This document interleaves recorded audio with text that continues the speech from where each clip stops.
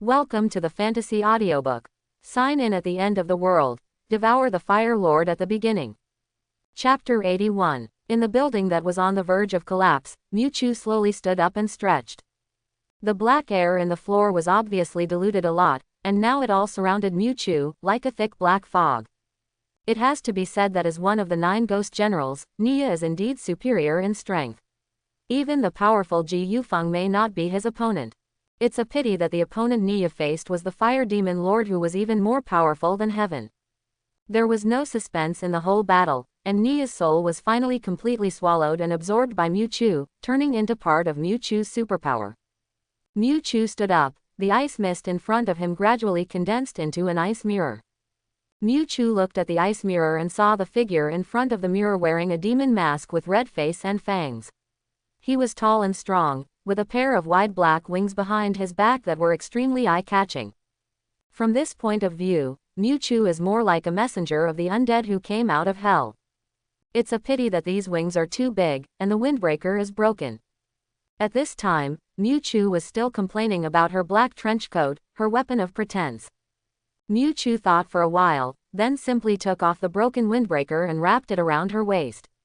She was shirtless, revealing her muscular abdominal muscles with clear lines, but her fair skin revealed an extremely masculine and domineering feeling. It looks much more pleasing to the eye this way, Mewtwo commented with satisfaction. Then, with a thought, Mewtwo mobilized the domineering aura unique to the Fire Demon Lord. When it comes to the darkness deep within, few can compare to the bloodthirsty and cruel Fire Lord.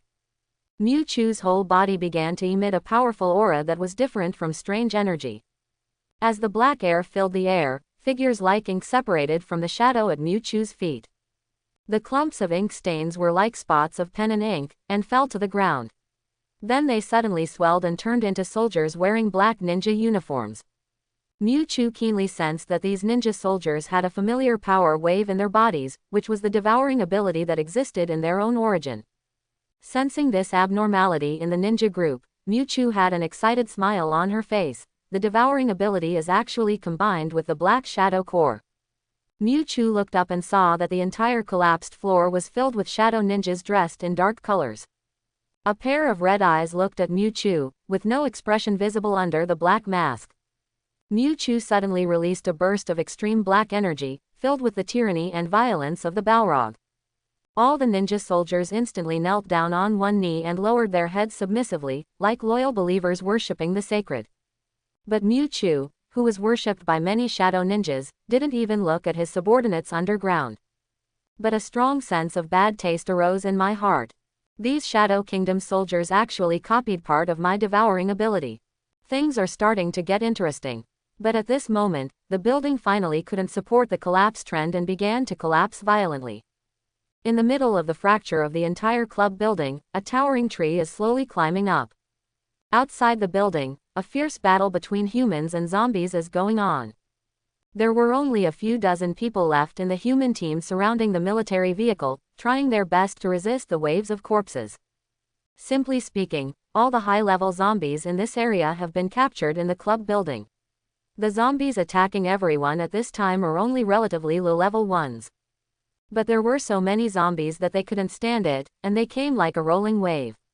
After one wave, the next wave came, and the blackheads made the A-level awakened people in the team helpless.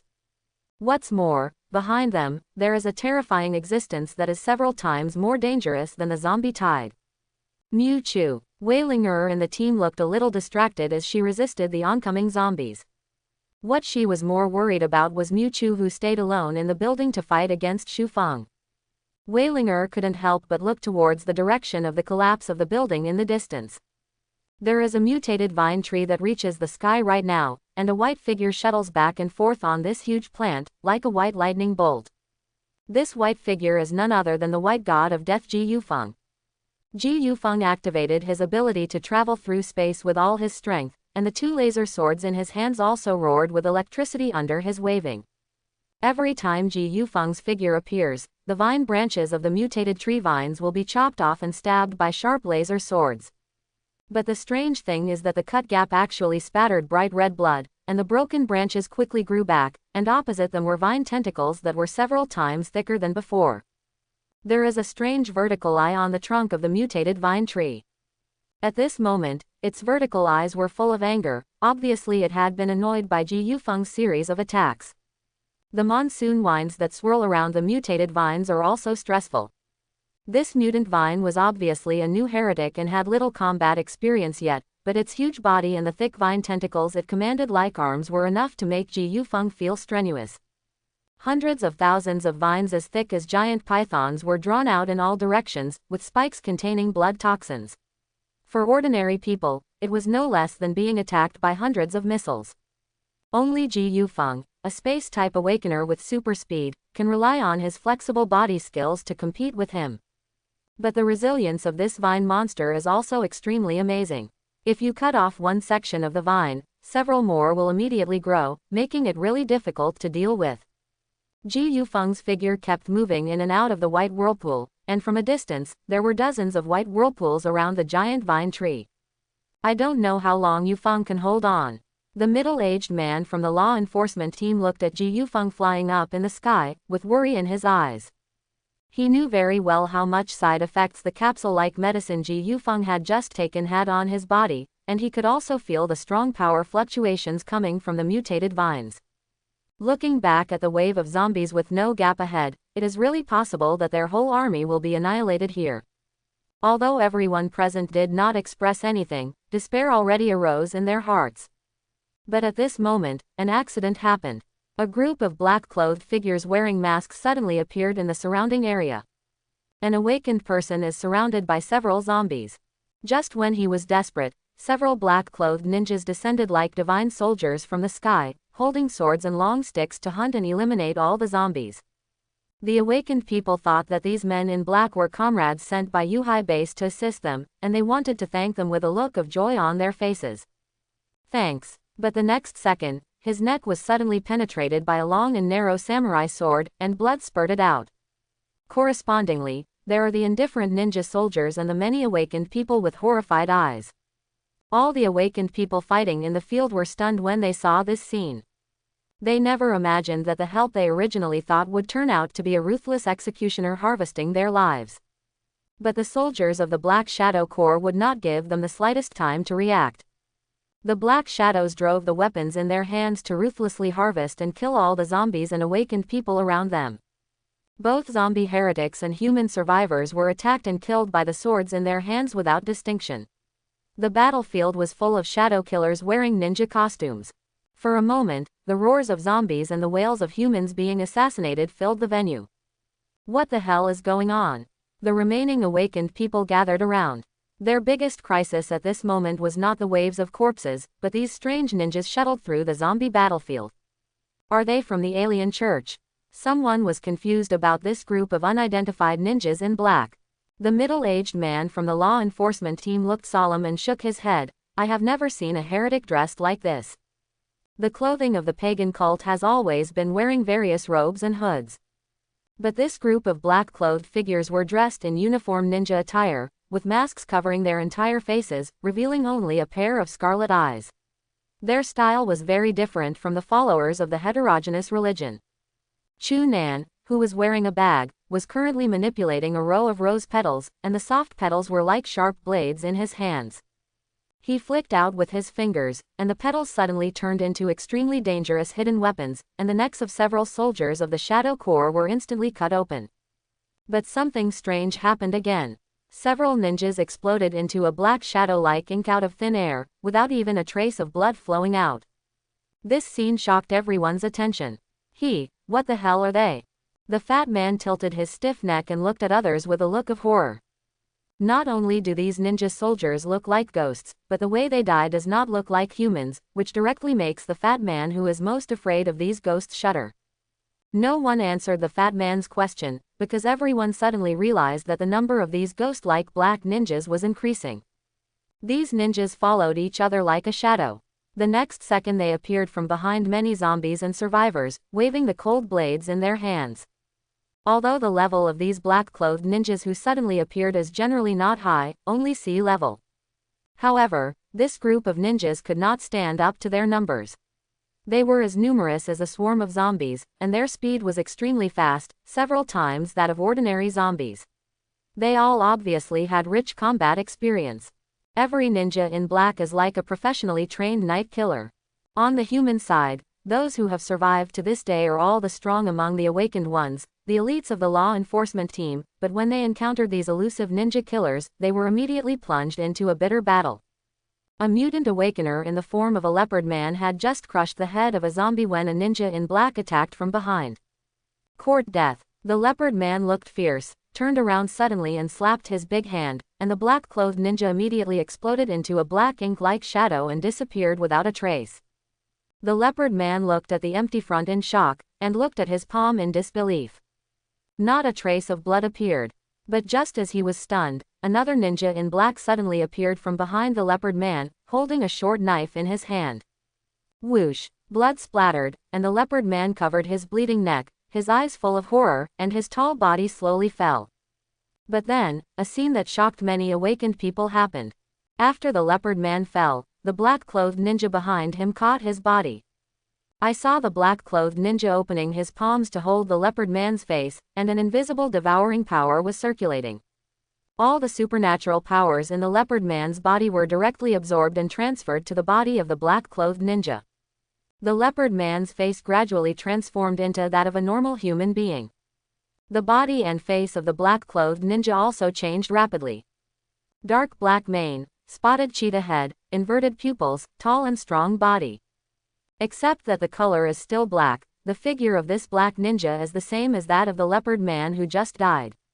The black-clothed ninja who transformed into a leopard man instantly joined the trench nearby.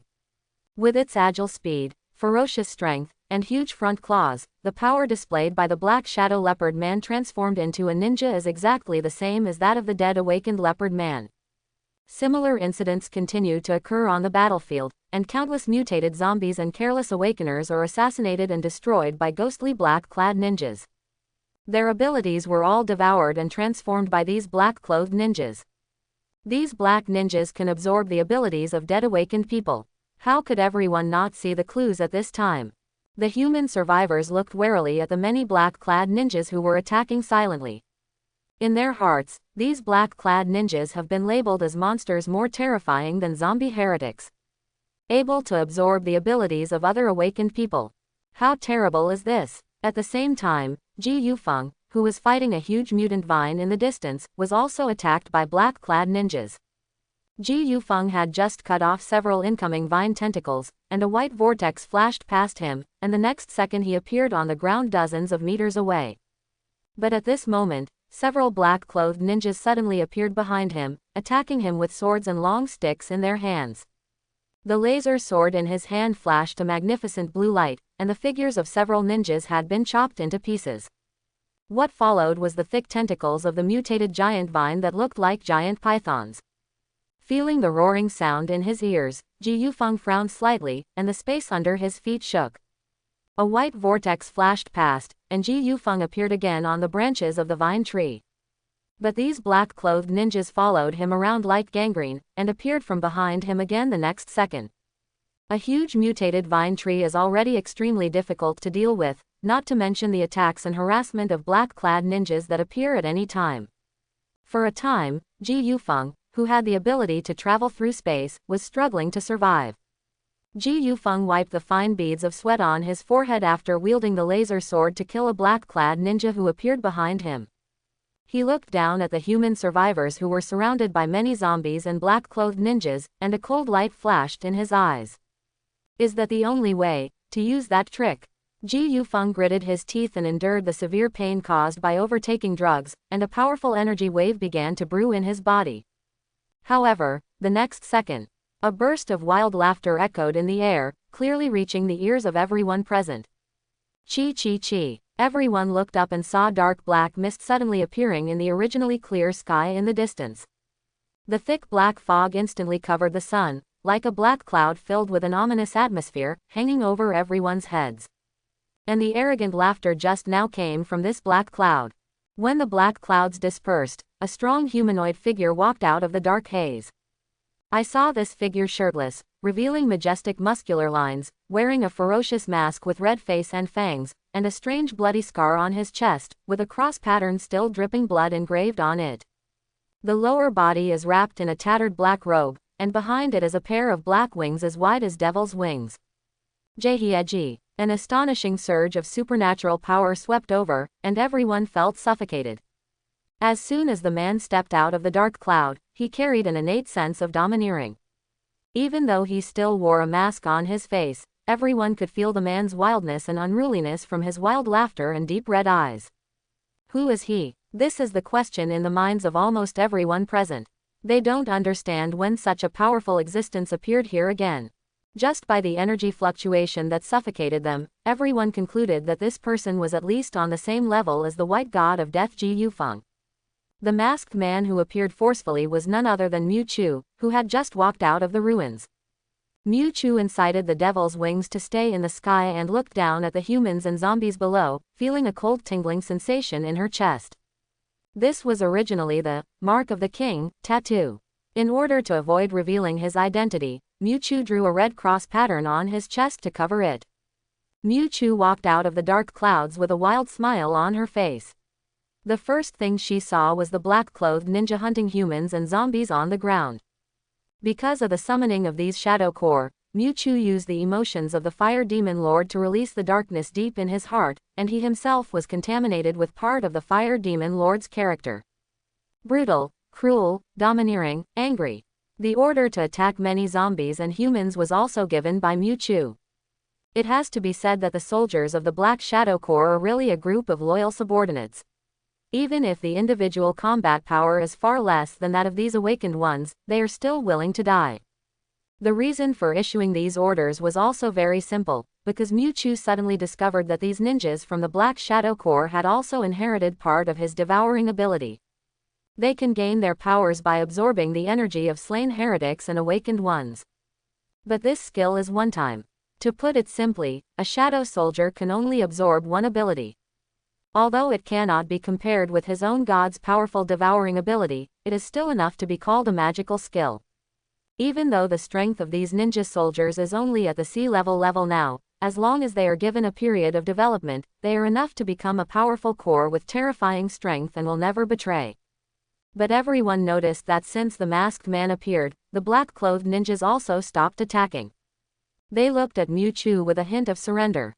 These ninjas are all his subordinates. Only then did everyone realize that this mysterious masked man coming out of the dark clouds was the leader of these black-clad ninjas. Ji Yufeng was the first to react. He moved to avoid the attack of the mutated giant vine, and in the next moment he had traveled hundreds of meters and arrived in front of the mysterious masked man. He actually ignored the huge mutated tree vines and instead wanted to deal with the leader of these troublesome black-clad ninjas first. Seeing that the hot laser sword was about to slash at him, the masked man did not move, and said in an arrogant and domineering voice, "White Death. Then let me see how powerful it is." I saw the masked man stretching out his arms, his red eyes flashing fiercely. He raised his hand, and a black halo of light appeared next to him, but inside the cave entrance was a bottomless darkness, as if it was an uninhabited country of darkness. A huge scythe with a deep body was pulled out from the dark hole, and the scythe filled with black energy surrounded him. Coupled with his hideous red mask and wide demon wings, the whole person looks like an undead yaksha walking out of the depths of hell. The masked man was seen holding a huge black scythe and directly blocked Ji Yufeng's attack. The shining laser sword body and the dark death scythe collided together, like a collision of light and darkness. "Who the hell are you?" Ji Yufeng felt the strong repulsion coming from the other side and looked directly into the red eyes of the masked man, as if he wanted to see some clues from them. Feeling the increasing pressure coming from the hilt of the sword, Ji Yufeng quickly drew out the weapon and flashed several meters away from the mask. He has consumed too much energy, and now he is just squeezing his body. There is no chance of winning in a head-on confrontation with the masked man at this moment. But at this moment, several heavy sounds pierced the air. Several vines as thick as pythons flew towards the masked man. It's a mutated vine tree. Not far away, a vertical eye on the trunk of a huge vine tree stared straight in the direction of the masked man, its eyes full of greed. The subconscious feeling told it that this masked man who suddenly appeared had a majestic energy in his body, and being able to absorb his blood must be of great benefit. The masked man turned around suddenly, and the dark sickle in his hand also grew several times in size in an instant. When the sword was lifted and dropped, several tentacle-like vines had broken. Immediately afterwards, blood spurted out, and black smoke billowed from the wounds on the vines. The vines with amazing resilience did not regenerate, and the mutated vines also let out baby-like wails in pain as if their fingers had been cut off. Zheng Zhen. A pair of black demon wings behind him flapped, and the masked man rose several meters higher, looking down at the ground like a hell demon looking down at the world. Many black-clothed ninjas on the ground also stopped attacking at this time and knelt down on one knee like pilgrims. Everyone's eyes were also attracted by the powerful figure in the sky. Even the group of unconscious zombies were frightened by the powerful aura exuded by the mysterious masked man, and their actions slowed down. Who am I? Ha. I saw him speaking slowly, his tone still so wild and uninhibited. Our name, Eternal Night. After saying this, the masked man pointed to the black-clothed ninja worshipping on the ground. They are all the most loyal people who belong to our kingdom of Eternal Night. There is no light in the sky and the earth, the Eternal Night dynasty. The masked man stood in the sky, glaring at everyone, with a pair of ferocious demon wings behind him, as domineering as a god descending from the sky. Eternal Night dynasty. The cold words reached everyone's ears. They had never heard of this strange and mysterious organization. Hey, another new cult organization. Some awakened people looked at the shirtless figure in the sky, and then thought of the strange behavior of the black-clothed ninjas, and immediately defined the Eternal Night dynasty as a cult organization like a foreign church, and they were facing a formidable enemy. Just as many awakened people on the ground looked at the masked man in the sky with shock and vigilance, the giant mutated vine tree in the distance launched another attack. Thick vine tentacles came through the air, but the target of this attack was the masked man and Ji Yufeng in the sky. Ji Yufeng disappeared in a flash. The masked man's approach was even more vigorous. He looked at the huge vines coming towards him, and a deep laugh came from under the ferocious mask. Chi. I saw strange black energy billowing around him, and soon his knotted arms raised the huge death sickle. Everyone saw with their own eyes that the black air was actually mixed with billowing flames, all attached to the ink-black death sickle. The jet-black sickle is wrapped with billowing black flames, and it looks like a peerless weapon forged from the endless hell. The masked man waved the hell scythe in his hand, and a ball of black flames suddenly filled the air and directly bombarded the many vines that were attacking. Once the thick vines came into contact with the deep black flames, they began to shrink back crazily as if they were alive. But the netherworld flames of the thick black mist were like gangrene attached to the bones, wrapping around the cowering vines with a domineering force that burned everything. The 10 fingers are still connected to the heart, and these thousands of huge vines are commanded by the mutant vines like arms. Once the vines are frustrated, the mutant vines themselves also make a sharp wailing sound. The pupils of the huge vertical eyes on the tree trunk shrank suddenly, as if they had been severely injured. This newly born mutated monster acted decisively, directly cutting off the entire branch and countless huge vines. Huge branches fell to the ground, with dark and terrifying netherworld flames attached to them, burning the vines in an instant. The huge vertical eyes of the mutated vine tree looked at the masked man, and their eyes were filled with ferocious color and fierce murderous intent. Thousands of python-like vine tentacles all attacked the masked man, and the masked man fought with them without fear. At the same time, the black-clad ninjas on the ground also launched attacks on many zombie heretics and human awakeners. The Awakener of Yuhai Base. The zombie heretics in the zombie tide, the black-clad ninjas who call themselves the Eternal Night Dynasty, and the fierce battle between the three forces is about to break out. No, it's not so much a melee between the three forces, but a crazy massacre of humans and zombies by ninjas in black. There are a large number of these black-clothed ninjas who appear out of nowhere, and their strength is generally at sea level. After one ninja is killed, several more black-clothed ninjas appear in the blind spots around them, making it impossible to guard against them. Many of the awakened ones had just killed a ninja, and before they could recover, they were stabbed in the neck by the black-clothed ninja who suddenly appeared behind them. Moreover, these weird ninjas can absorb and inherit the abilities of other dead awakened people. AC level ninja was promoted to AB level or even A level powerful ability user in an instant, which frightened everyone present. At this moment, Ji Yufeng no longer cared about fighting the mutated vines in the distance, but came to the surviving Yuhai team to protect the few remaining awakened ones. I saw Ji Yufeng's white hair flying, and his figure kept appearing from behind the awakened one. When the laser sword in his hand fell, countless ninjas in black turned into black shadows and disappeared. But even Ji Yufeng's speed through space could not cope with the large number of black-clothed ninjas. There were still many awakened ones who were brutally murdered, and their superpowers turned into nourishment for the evolution of black-clothed ninjas. Coupled with the fact that there is a wave of zombies approaching crazily in the surrounding area, the target of these zombie monsters is very clear, which is the human team in the Yuhai base that is surrounded by everyone. I saw countless zombies passing by black ninjas, but they actually paid no attention to these human-looking black ninjas. However, the black-clad ninja attacks humans and zombies indiscriminately, as if they are mysterious beings that do not belong to either party. Ji Yufeng shuttled through the tide of corpses, and when he saw this scene, a bright light flashed in his eyes. Looking at the human team, dozens of awakened people gradually showed signs of decline. We also saw that these black-clothed ninjas were targeting lone human awakened people, so they gathered around the military vehicle.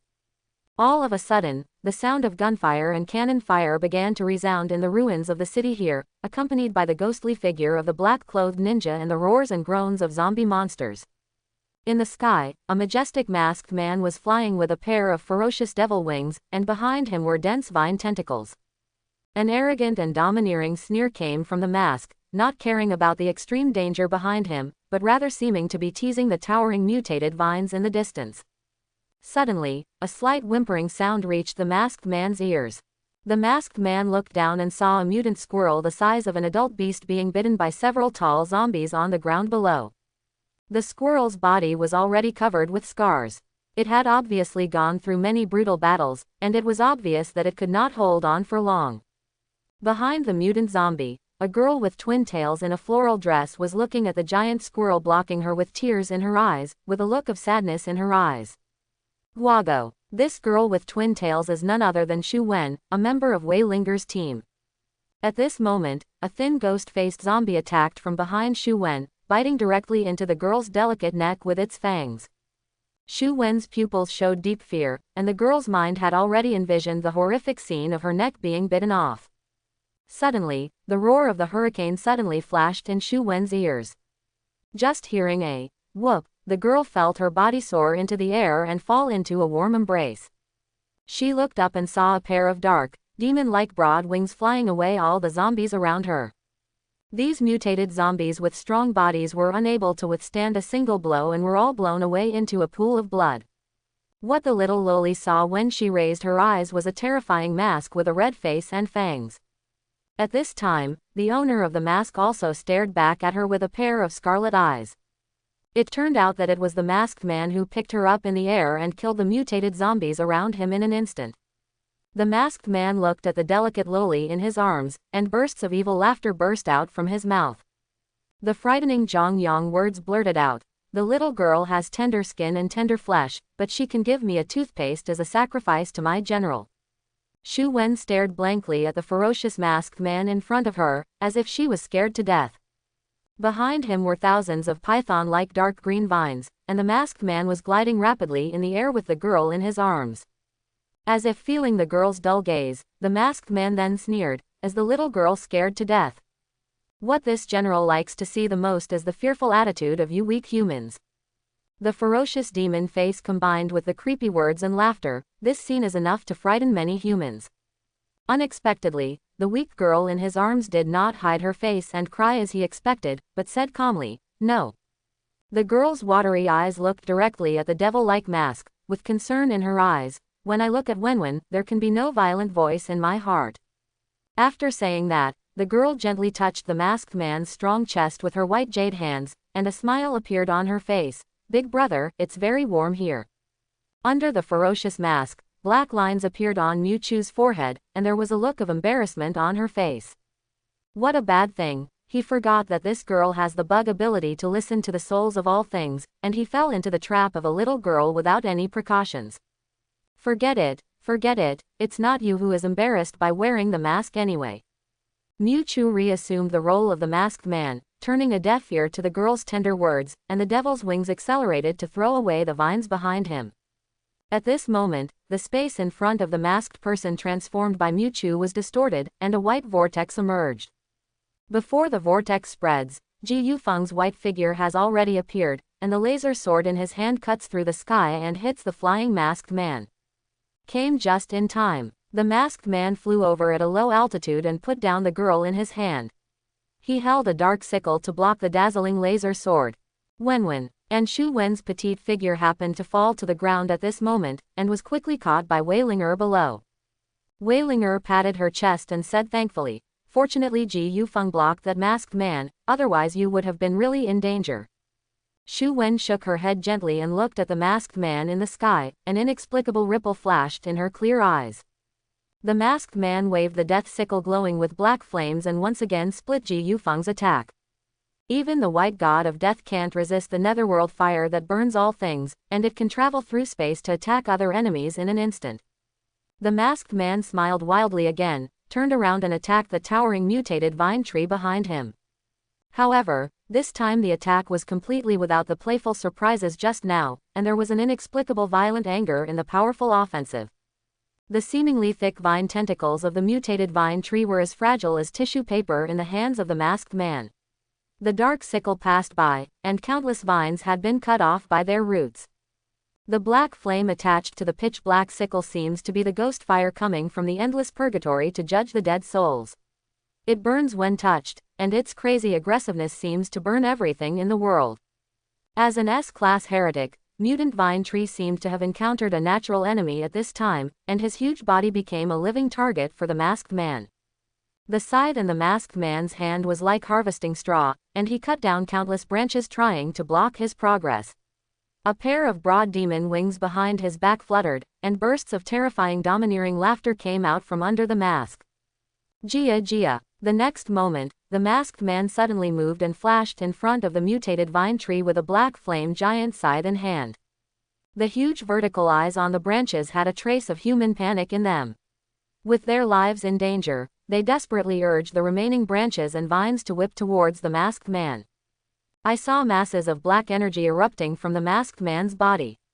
The haze-like black energy was mixed with billowing black flames. At first glance, the tall figure in the sky looks like a demon god descending into the world, coming towards all living beings with overwhelming power. Those vine limbs that touch the black mist are all melted and disintegrated by the flames. The next second, the death scythe in the masked man's hand also burst out with ferocious black flames like a wave of hell. As the masked man attacks the mutated vine tree with his sickle, the surrounding demonic flames are also sweeping towards the vine tree at the same time. A huge bombardment reached the ears of everyone on the ground. The surviving humans looked up and saw billowing black flames gathering in the sky, all covering the branches of the towering vine trees. This new behemoth suddenly let out a sharp and ear-piercing wail, which shook everyone's eardrums. In just a few breaths, this terrifying heresy cultivated by the alien church was burned to ashes. After burning the mutated vines, the monstrous Netherland fire wrapped around the masked man as if it were alive. A shocking and powerful wave swept over, some survivors swallowed their saliva, and the eyes of the others were full of fear and vigilance. This masked man is the final boss they have to face. At this moment, the surviving humans in Yuhai have gathered together to fight against the black-clothed ninjas and the terrifying zombie tide. This made the ninja soldiers of the Black Shadow Corps unable to take action for a while, so they focused on those mindless zombie monsters. At present, the ninja corps still has the upper hand. On the contrary, these low-level zombies have been wiped out like cannon fodder. The human camp is still resisting to the death. Ji Yufeng was fighting at the forefront of the human camp at this time. The rumored white god of death was already pale, and his forehead was soaked with sweat. His body can no longer support such an intense overload, but at this time he must be at the forefront of the team. The masked man came out of the air, holding a pitch-black scythe, and devil wings surrounding the netherworld fire. He looked more like the god of death from hell who harvested life than Ji Yufeng. Chu had a playful look on his face under the mask, but he also admired Ji Yufeng's persistence and perseverance. He had already seen that Ji Yufeng was at the end of his strength, and forcing his body to fight would only make his pain increase with time. Appreciation is appreciation, but this cannot be the reason for him to let Ji Yufeng go. As for those human survivors, he can leave a group behind. After all, he has to return to Yuhai base to enjoy life. Behind him, the demonic flames surged into the sky. The masked man had already pulled out his sickle, and the next second Ji Yufeng separated his body and head. But suddenly, the figure of the masked man froze. Under the devil's mask, Miu Chu's heart trembled and her pupils trembled. It seems like something is struggling out of the body. This is the Fire Lord. Ever since Miu Chu's consciousness awakened in this body, he has been fiercely competing with the original owner, Fire Demon Lord, for control of the body. Fortunately, he used the talisman's ability to balance the opposition of yin and yang to suppress the violent personality of the Balrog in his body. It was like a cage, trapping the Balrog tightly in the dark and boundless depths of his soul. But now, in order to summon these soldiers of the Shadow Kingdom, Miu Chu released part of the dark side of the Balrog personality. This not only made Miu Chu's character more domineering and arrogant, but also opened a gap in the cage that locked the Balrog. The body of the Fire Demon Lord was wrapped with chains woven by countless hard nets, and they were making a clicking sound as they collapsed and broken. The tall Balrog roared crazily in the cage, his red eyes filled with rage, and his body struggled to break free from the shackles, as if he would escape from the cage in the next second. Miu Chu's face under the mask was already slightly pale, and her brows were furrowed. He knew that if he continued to use the power of the black energy in the mask, the Balrog would be completely liberated from his mind in a short time.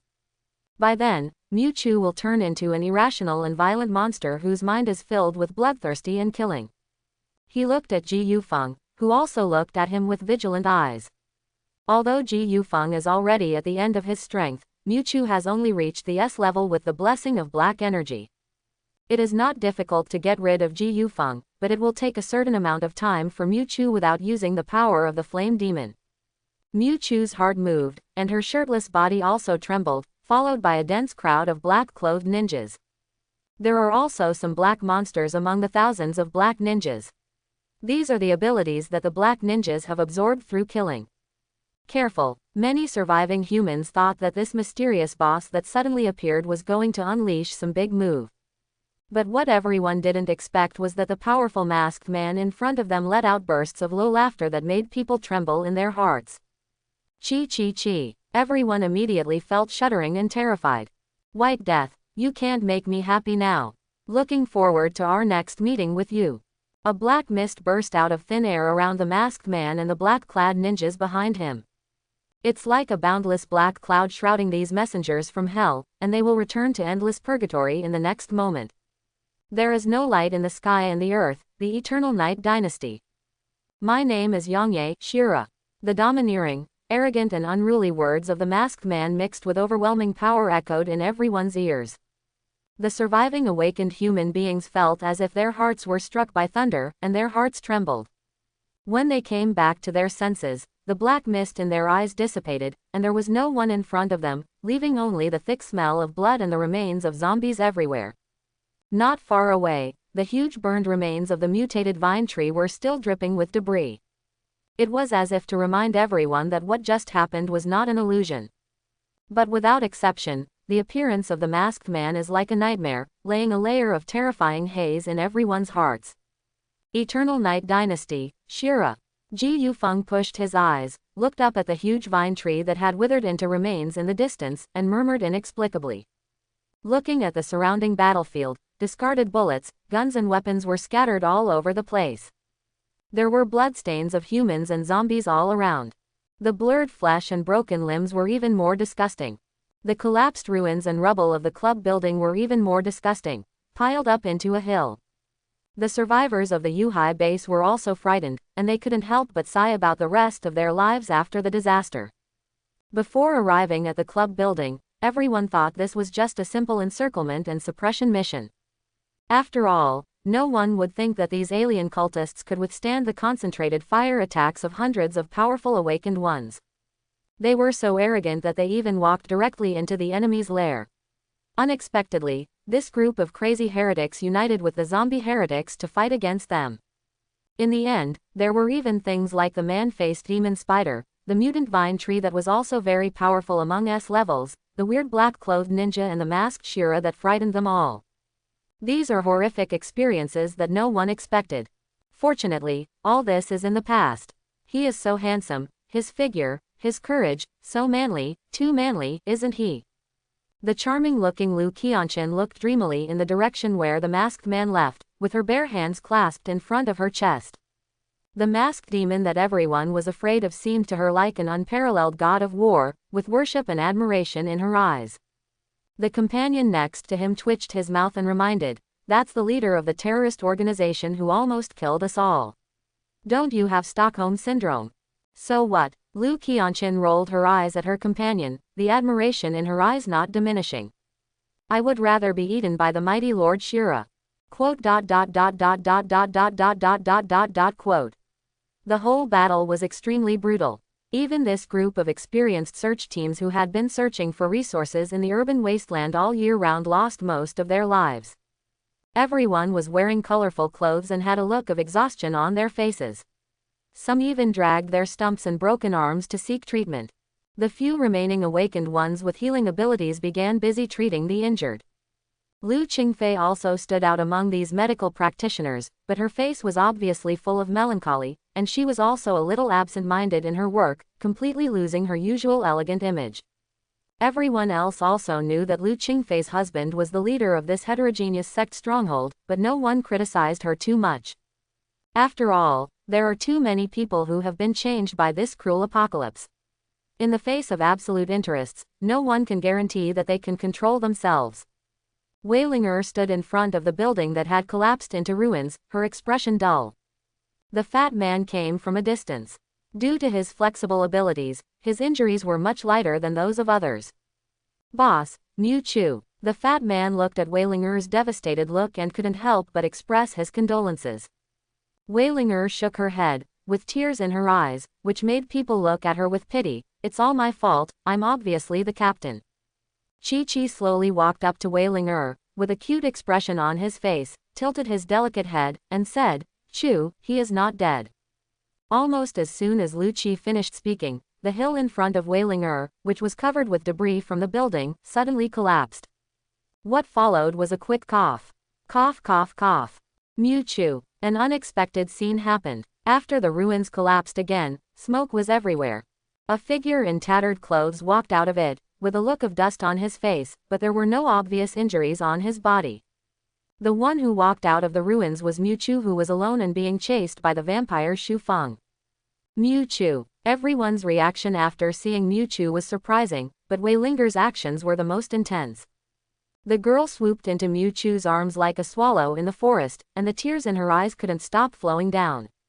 Mu Chu spread her hands to everyone and looked at the girl in her arms with a look of surprise in her eyes.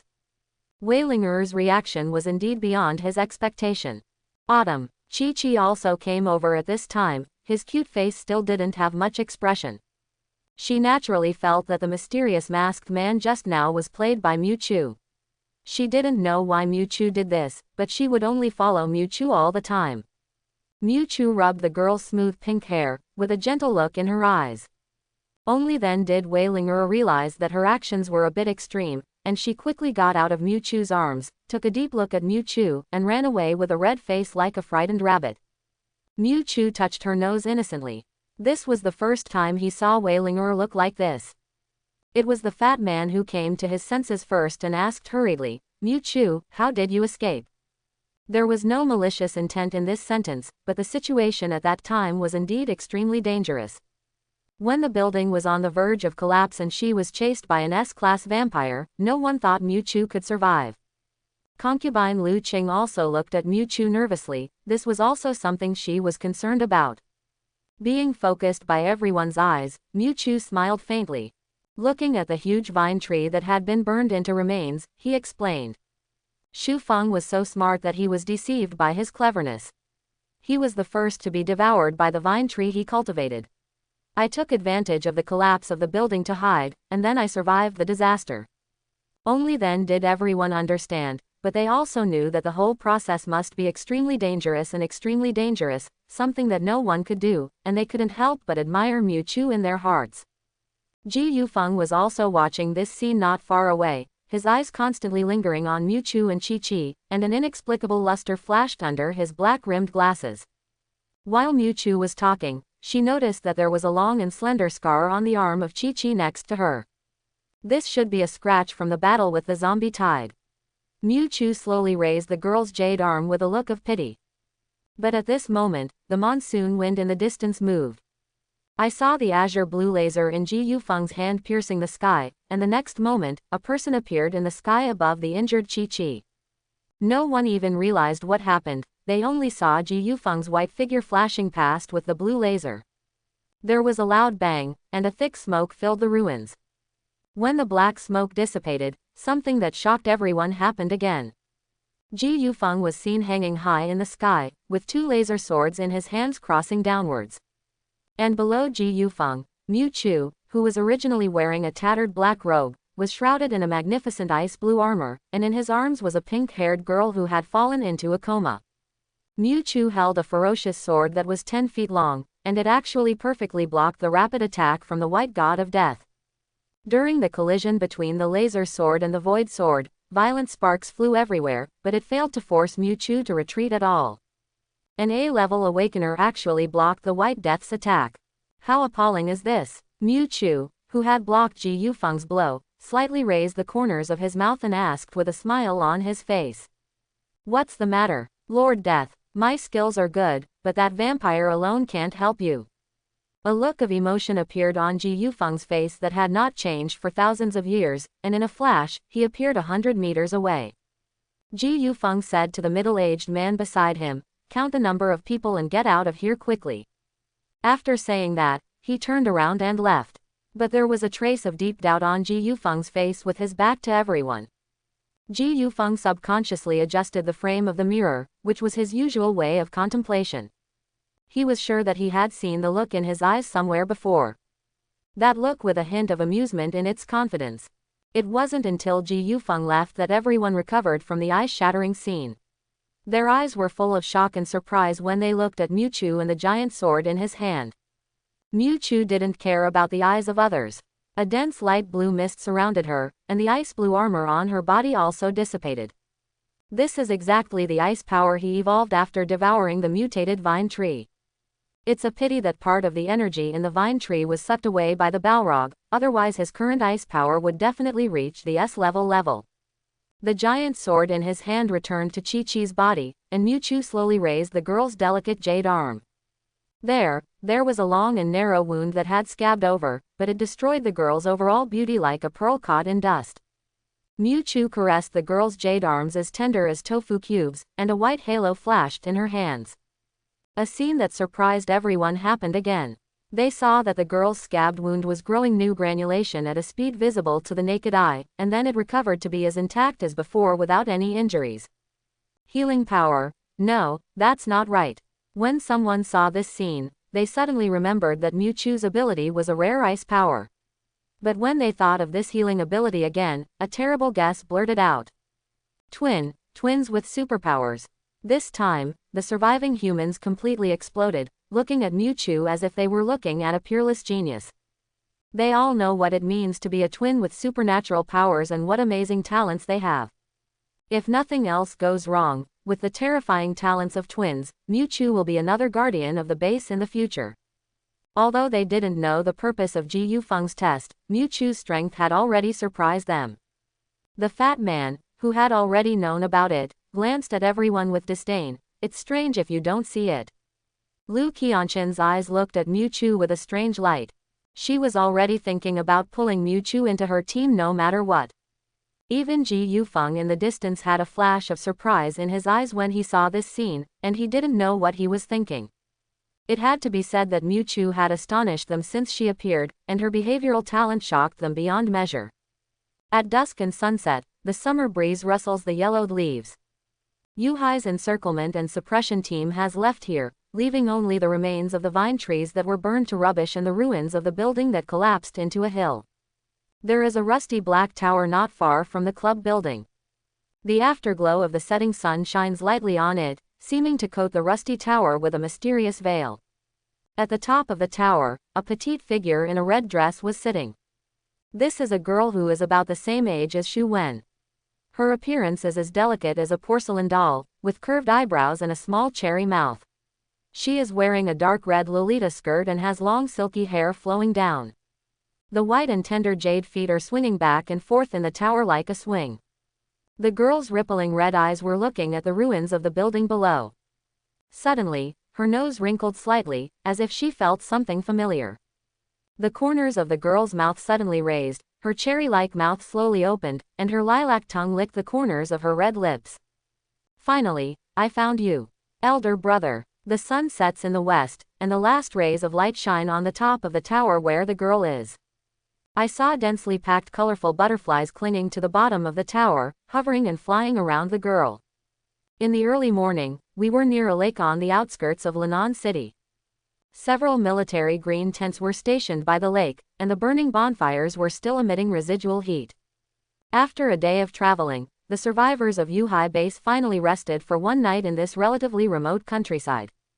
What is ridiculous is that out of the hundreds of people who came, only a few dozen people were left on the way back. Of course, this experience also taught the survivors of the search team a painful lesson.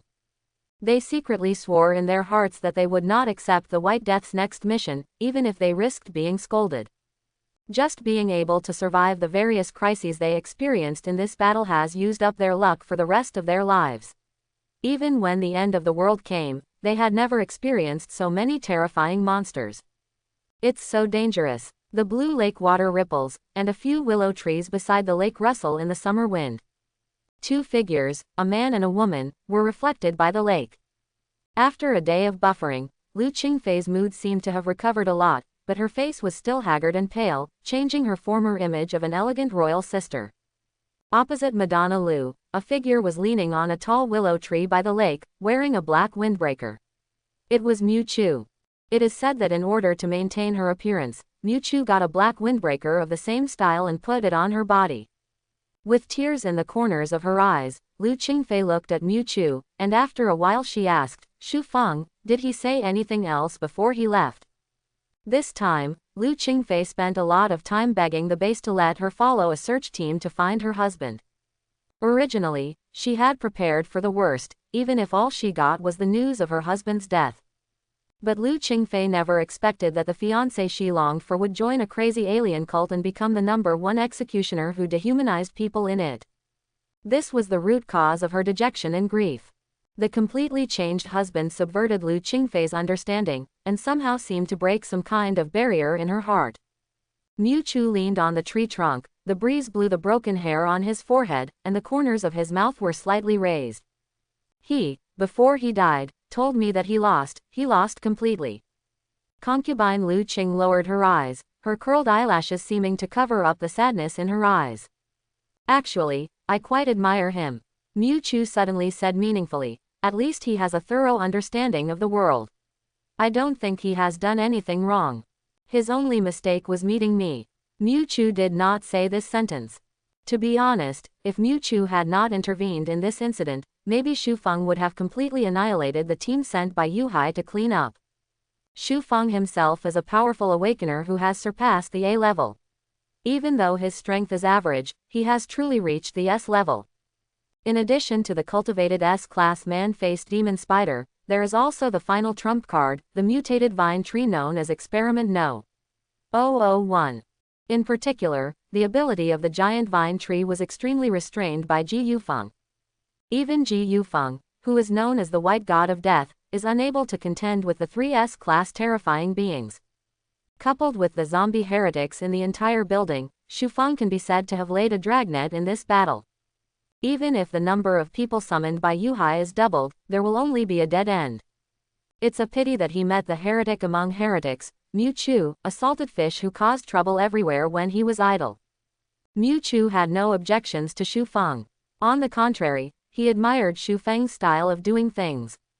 But without strength, everything is in vain, it's a simple truth. After hearing Mu Chu's fair evaluation of Xu Feng, Lu Qingfei's long pent-up emotions finally burst out. She suddenly raised her head. Her hair was messy, her pretty face was full of sorrow and anger. She looked directly at Mu Chu and shouted, "What do you know? Xu Feng, he was not like this at all before. It's all because of the world that makes him like this. It's all." At the end of the story, Lu Qingfei couldn't control her emotions, her tears couldn't stop falling, and she squatted on the ground and cried violently. With a smile on her lips, Mu Chu walked slowly to concubine Lu Qing's side. He bent down slightly, looked at the urban beauty whose pretty face was full of tears, and said softly, "I usually don't hit women." "Pa!" A crisp slap echoed around the lake. Lu Qingfei covered her red cheeks in disbelief and looked at Mu Chu with eyes full of horror. Mu Chu gently raised Lu Qingfei's delicate chin, her eyes showing rare firmness. This is the path he chose. He can't blame anyone or anything. Their faces faced each other, and concubine Lu Qing heard Mu Chu's playful voice in her ears. "You should be lucky that you have been well protected by the base since the end of the world, otherwise you would not be much stronger than Xu Feng now." Mu Chu seemed to be serious only for a moment, and then she looked at concubine Lu Qing's exquisite body with wanton eyes. Lu Qingfei didn't know whether she was stunned by the beating or was shocked by Mu Chu's words just now. She squatted on the ground with dull eyes and remained motionless. The woman's red lower lip has been bitten and bleeding unconsciously, but she still doesn't know it. Slightly messy hair, delicate and mature facial features, and a trace of bloodshot eyes on Zhu Dan's red lips, which makes her look quite charming. Mu Chu looked at the seductive mature lady in front of her and made an unexpected and surprising move. Mu Chu's handsome face was directly printed in the depths of Lu Qingfei's pupils, and a soft touch came from the corner of her lips. In an instant, Lu Qingfei's eyes contracted and dilated, and she looked at the familiar face in front of her in disbelief. Subconsciously, she wanted to push Mu Chu away, but for some reason, as the man came closer with an inexplicable fragrance, her mind went blank. Mu Chu licked the blood from the corner of Lu Qingfei's lips clean, but did not stop the progress of the conquest. Lu Qingfei's eyes widened instantly, and a feeling she had never experienced before quietly occupied her brain. The wind was a little noisy today, blowing away Lu Qingfei's smooth hair, but underneath the messy hair was the woman's shocked gaze. After a while, Mu Chu slowly stood up and said with a smile, "It is really rare for Madame Lu to have such a stunned expression." After saying that, he turned around, waved his hand, and left with a chic back. Quite a pat on the butt and leave. Concubine Lu Qing was left in a daze, wondering what she was thinking. He didn't bother to talk to Lu Qingfei about any big reason to soothe her mood. The scene of forced kissing just now was not about love, it was just a whim of his. The most primitive impulse of the human body is not concealed at all. This is Mu Chu's code of conduct. No one or anything can restrain him. On the silent highway, several scrapped vehicles were parked on the side of the road, their paint peeling off due to years of wind and sun. The breeze blew, and a few withered yellow leaves fell on the ground stained with long-dried blood. Suddenly, there were loud roars of engines in the distance, and the fallen leaves and gravel on the ground trembled. I saw a row of military green Hummer jeeps speeding towards me on the road not far away. The body of the car was covered with old bloodstains and scratches, and it looked like it had experienced many dangerous life and death battles. This row of military vehicles is the members of the search team and law enforcement team who have finished wiping out the heterogeneous church in Linan City and are now rushing back to Yuhai base. To put it nicely, it was a purge. In fact, it would not be an exaggeration to call them all dead together. Only a few dozen people returned from a team of hundreds of people, and this was even the case when they were wrapped in horse leather. As a matter of fact, most of the high-level zombies in Linan City were captured by the alien church, so there was less trouble on the way back. Among the dozen or so military vehicles that were speeding by, the team including Mu Chu was sitting here peacefully. The fat man was still driving, but this time the military vehicle was large enough to carry their entire team. The fat man was humming a tune cheerfully in the driver's seat, and it was obvious that he was in a good mood. Not only was he finally able to return to the safe base he relied on for survival, but also because he gained a lot after coming out this time. Huge risks are often accompanied by huge opportunities. Although this operation is dangerous and one will be killed on the spot if not careful, the benefits obtained after surviving are unimaginable by others. The resources found this time alone were more than 3 times the usual amount, not to mention the countless crystal nuclei collected after wiping out the zombie heretics in the club building. I said I won't come out again for a year after this operation, hee. I don't know how much merit I can exchange for this time, my little Fang. The fat man kept fantasizing about the benefits, but he became more and more deviant, and saliva flowed from the corners of his mouth unconsciously.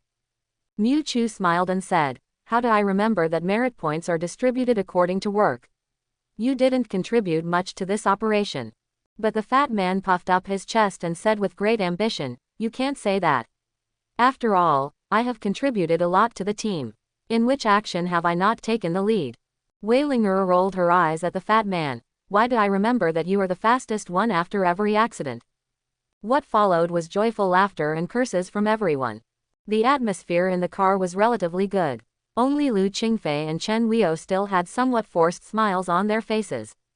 Since Miu Chu talked with her that day, Lu Qingfei's mood seemed to have stabilized a lot. It's just that she always deliberately avoids Miu Chu when she sees him.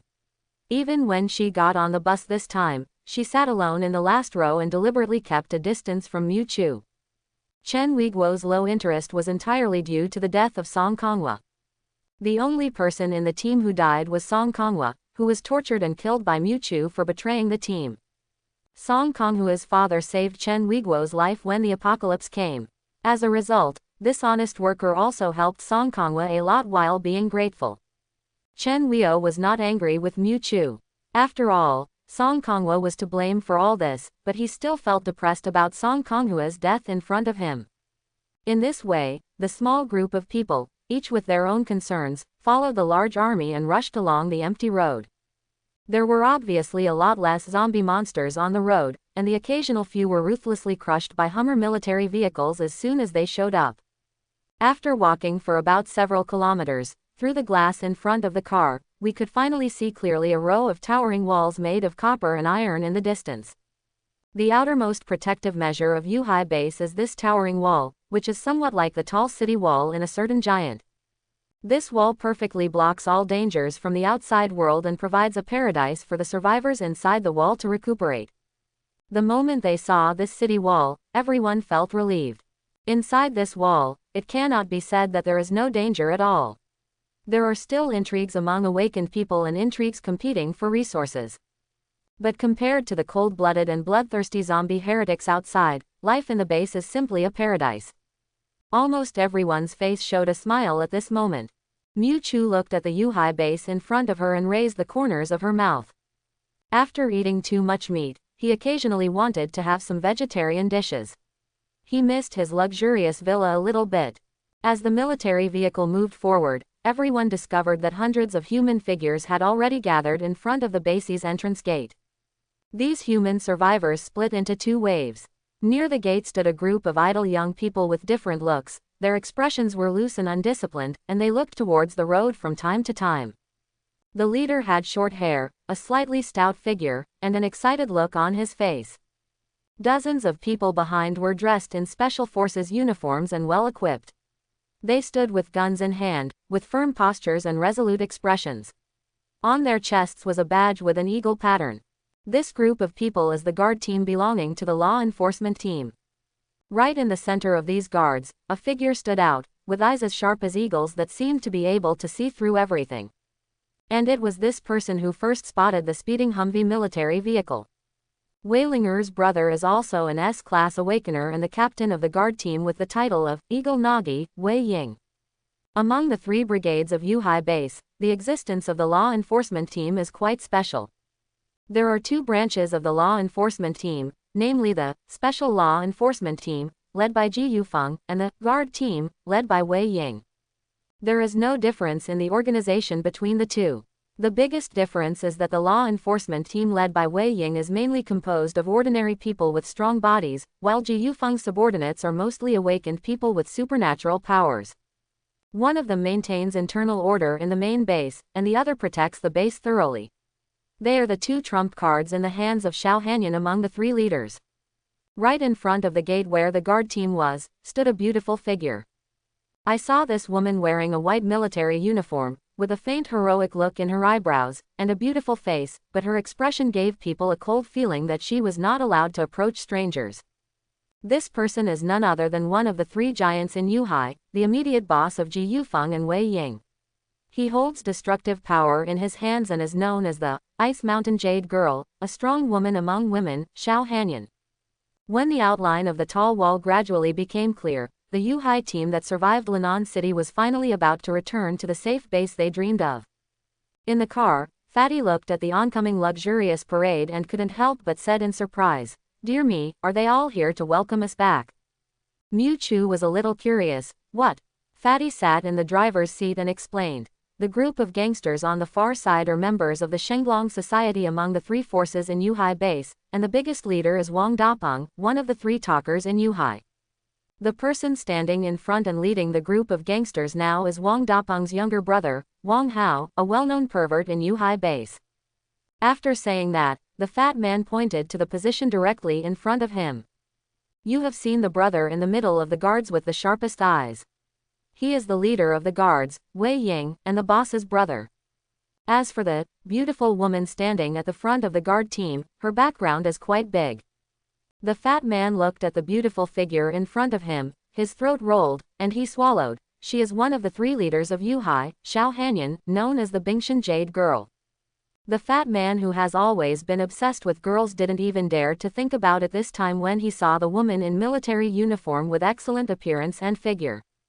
Having stayed at the base for 2 years, he knew all too well the terrifying methods of this iceberg beauty. More importantly, this stunning woman with both appearance and power is being pursued crazily by another talker in Yuhai base, Guardian Wang Dapeng. Just thinking about the terrifying strength of that guardian is enough to deter all men who have thoughts about Xiao Hanyan. "Oh," Miu Chu looked at the woman in the distance through the car window. The slim-fitting white military uniform on her body perfectly outlines her proud figure. His long dark hair falls down to his waist like a waterfall, and his handsome eyebrows add a bit of heroism to his delicate face. I have to say that Xiao Hanyan deserves the title of Iceberg Beauty. A dozen Humvee military vehicles stopped one after another near the base wall. Dozens of awakened people in different costumes got off the military vehicles, and walking at the front was the white god of death wearing a white suit, white hair, and black-rimmed glasses, Ji Yufeng. Seeing Ji Yufeng returning to the base with a few dozen people, Xiao Hanyan's expression remained as usual. The former nodded lightly. "Back." Wei Ying keenly noticed the anomaly. "What's going on? What did you encounter?" After the team of hundreds of people came back, only a few dozen were left. Ji Yufeng frowned slightly, but didn't say anything. However, Xiao Hanyan raised his hand and his voice was cold and empty. "We will talk about this later." It seemed that the queen of the Jade Sea base did not take the operation to wipe out the heterogeneous religion at all, and just took a look at the many awakened people behind Ji Yufeng.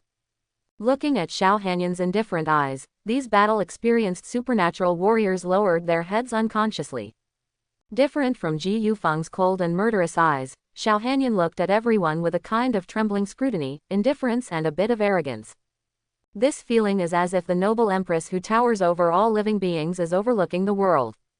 Only a few people could remain calm under Xiao Hanyan's scrutinizing eyes. Sister Hanyan. At this time, Weilinger was like a nimble kitten, jumping out from the crowd and hugging Xiao Hanyan's slender waist. Xiao Hanyan lowered her head, looked at Weilinger with fondness in her eyes, and reached out to touch Weilinger's head. "It's the best news that Linger is back safely." Wei Ying scolded from the side. "Linger, don't be rude." Wei Ying was originally a soldier, and he valued rules the most.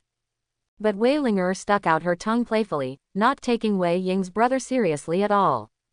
At this moment, Wang Hao, who had been standing aside before, came over with his men and looked at Ji Yufeng with a smile on his face. "Hey, Captain Ji, what are you doing out here? Are you back for such a big battle this time?" The encirclement and suppression operation led by Ji Yufeng this time was quite secretive, but once more than a dozen military vehicles were mobilized, anyone with any sense could tell that this mission was not easy. Weilinger, who was beside Xiao Hanyan, stood up and snorted. "What are we going to do and what does it have to do with you, the lazy second-generation ancestor like you?" Speaking of which, Ma Kun was Wang Hao's lackey, and Jin Shang was Wang Dapeng's right-hand man. Wei Ling'er would not believe that their team was framed by Ma Kun without Wang Hao's instructions. But after all, Ma Kun and his party died in their hands in the end. Even if Ma Kun framed them first, Wei Ling'er was not prepared to reveal the matter openly. In the order of Yuhai, killing an awakened person is a serious crime, not to mention that Jin Shang is Wang Dapeng's confidant. Once the matter is exposed, it will be tantamount to turning against Wang Dapeng. When Wang Hao saw Wei Ling'er's face, he couldn't help but be slightly stunned. Although he is a pervert, it does not mean that he has no brains. The fact that Wei Ling'er can appear here means that the action of Ma Kun and his party has undoubtedly failed. Even Jin Shang can't do anything to them. Wang Hao cursed secretly in his heart, but obviously he couldn't show it at this time, and a slightly obscene smile appeared on his face. Ling'er, you are right. There are many dangers out there. If you go out once, you don't know if you can come back. Already. Haozi, I'm also happy to see Captain Ji and Ling'er, the important combat forces in the base, come back safely. Hearing Wang Hao's pointed words, Wei Ling'er sighed. You don't need to worry about me as a second-generation ancestor. Maybe you will die before us. Wei Ling'er's sarcastic words brought a touch of warmth and anger to Wang Hao's face, and the expressions of many of his subordinates behind him also became unkind. Before the apocalypse, they were ruffians who did all kinds of evil. After the apocalypse broke out, they were attracted by Wang Dapeng's powerful strength to join the Shenglong Society. After joining the Shenglong Society, they brought their bad qualities to the extreme. Under Wang Dapeng's reputation, even the law enforcement team did not dare to provoke them easily. If they weren't afraid of Xiao Hanyan, the Iceberg Queen, they would have yelled and started to take action. Xiao Hanyan glanced at Wang Hao indifferently, and the latter trembled all over and quickly looked away. The aura of this sister-in-law in his mind was so strong that even the usually lawless Wang Hao didn't dare to behave in front of Xiao Hanyan, the Iceberg Queen. Wei Ling'er raised her head and asked, by the way, Sister Hanyan, why are you standing at the entrance of the base? Xiao Hanyan frowned slightly, lowered his snow-white gooseneck, and said in a cold voice, this is because. Suddenly, Wei Ying looked towards the distance of the road with a cold look. Here we come. Everyone in front of the base gate followed Xiao Hanyan's gaze and saw a flash of red in the distant sky. The deep fiery red became more intense and gradually entered everyone's eyes, sweeping towards the Yuhai base like a rolling wave. Chapter 91. What is that? A crimson fire shone in everyone's eyes, looking so dazzling even under the blue sky and white sun. The real object wrapped in dazzling fiery red was finally seen clearly by many awakened people. I saw a huge fleet of punk motorcycles driving on the distant horizon. Punk motorcycles are like galloping horses on the grassland, racing wildly on the abandoned asphalt road accompanied by the violent roar of the steam engine. In the middle of this clearly modified punk convoy, a motorcycle painted in fiery red was roaring ahead of the rest of the vehicles. What is surprising is that behind this group of modified wild motorcycles, there is actually a blazing fire. And behind the wheels of the fiery red steam locomotive in the middle, a huge headless zombie with a dark green body was dragged by chains. The giant zombie's head had been severed long ago, but its body was still struggling wildly, rubbing violently on the asphalt ground to create a dark ravine, which showed its tenacious vitality. What's even more frightening is that the closer you get, the more terrifying the energy fluctuations emitted by this headless zombie become. Dark green blood splashes onto the road, instantly corroding the road with deep holes. The headless zombie tied behind the car turned out to be a powerful S-class being. Woohoo! An indulgent wild voice came from the front of the car, and a thin and dark young man was seen sitting on the red motorcycle at the front. Wearing a black leather jacket, he exposed his strong shoulders and arms, and a slender scar at the left corner of his eye added a bit of ruthlessness to his ordinary face. The young man roared, and the roar of the engine became deafening. Everyone could clearly see that the engine's nozzle spewed not black steam, but a fierce red flame. Once the fire was released, it exploded like the breath of a giant dragon, spraying all over the headless zombie as if it were alive.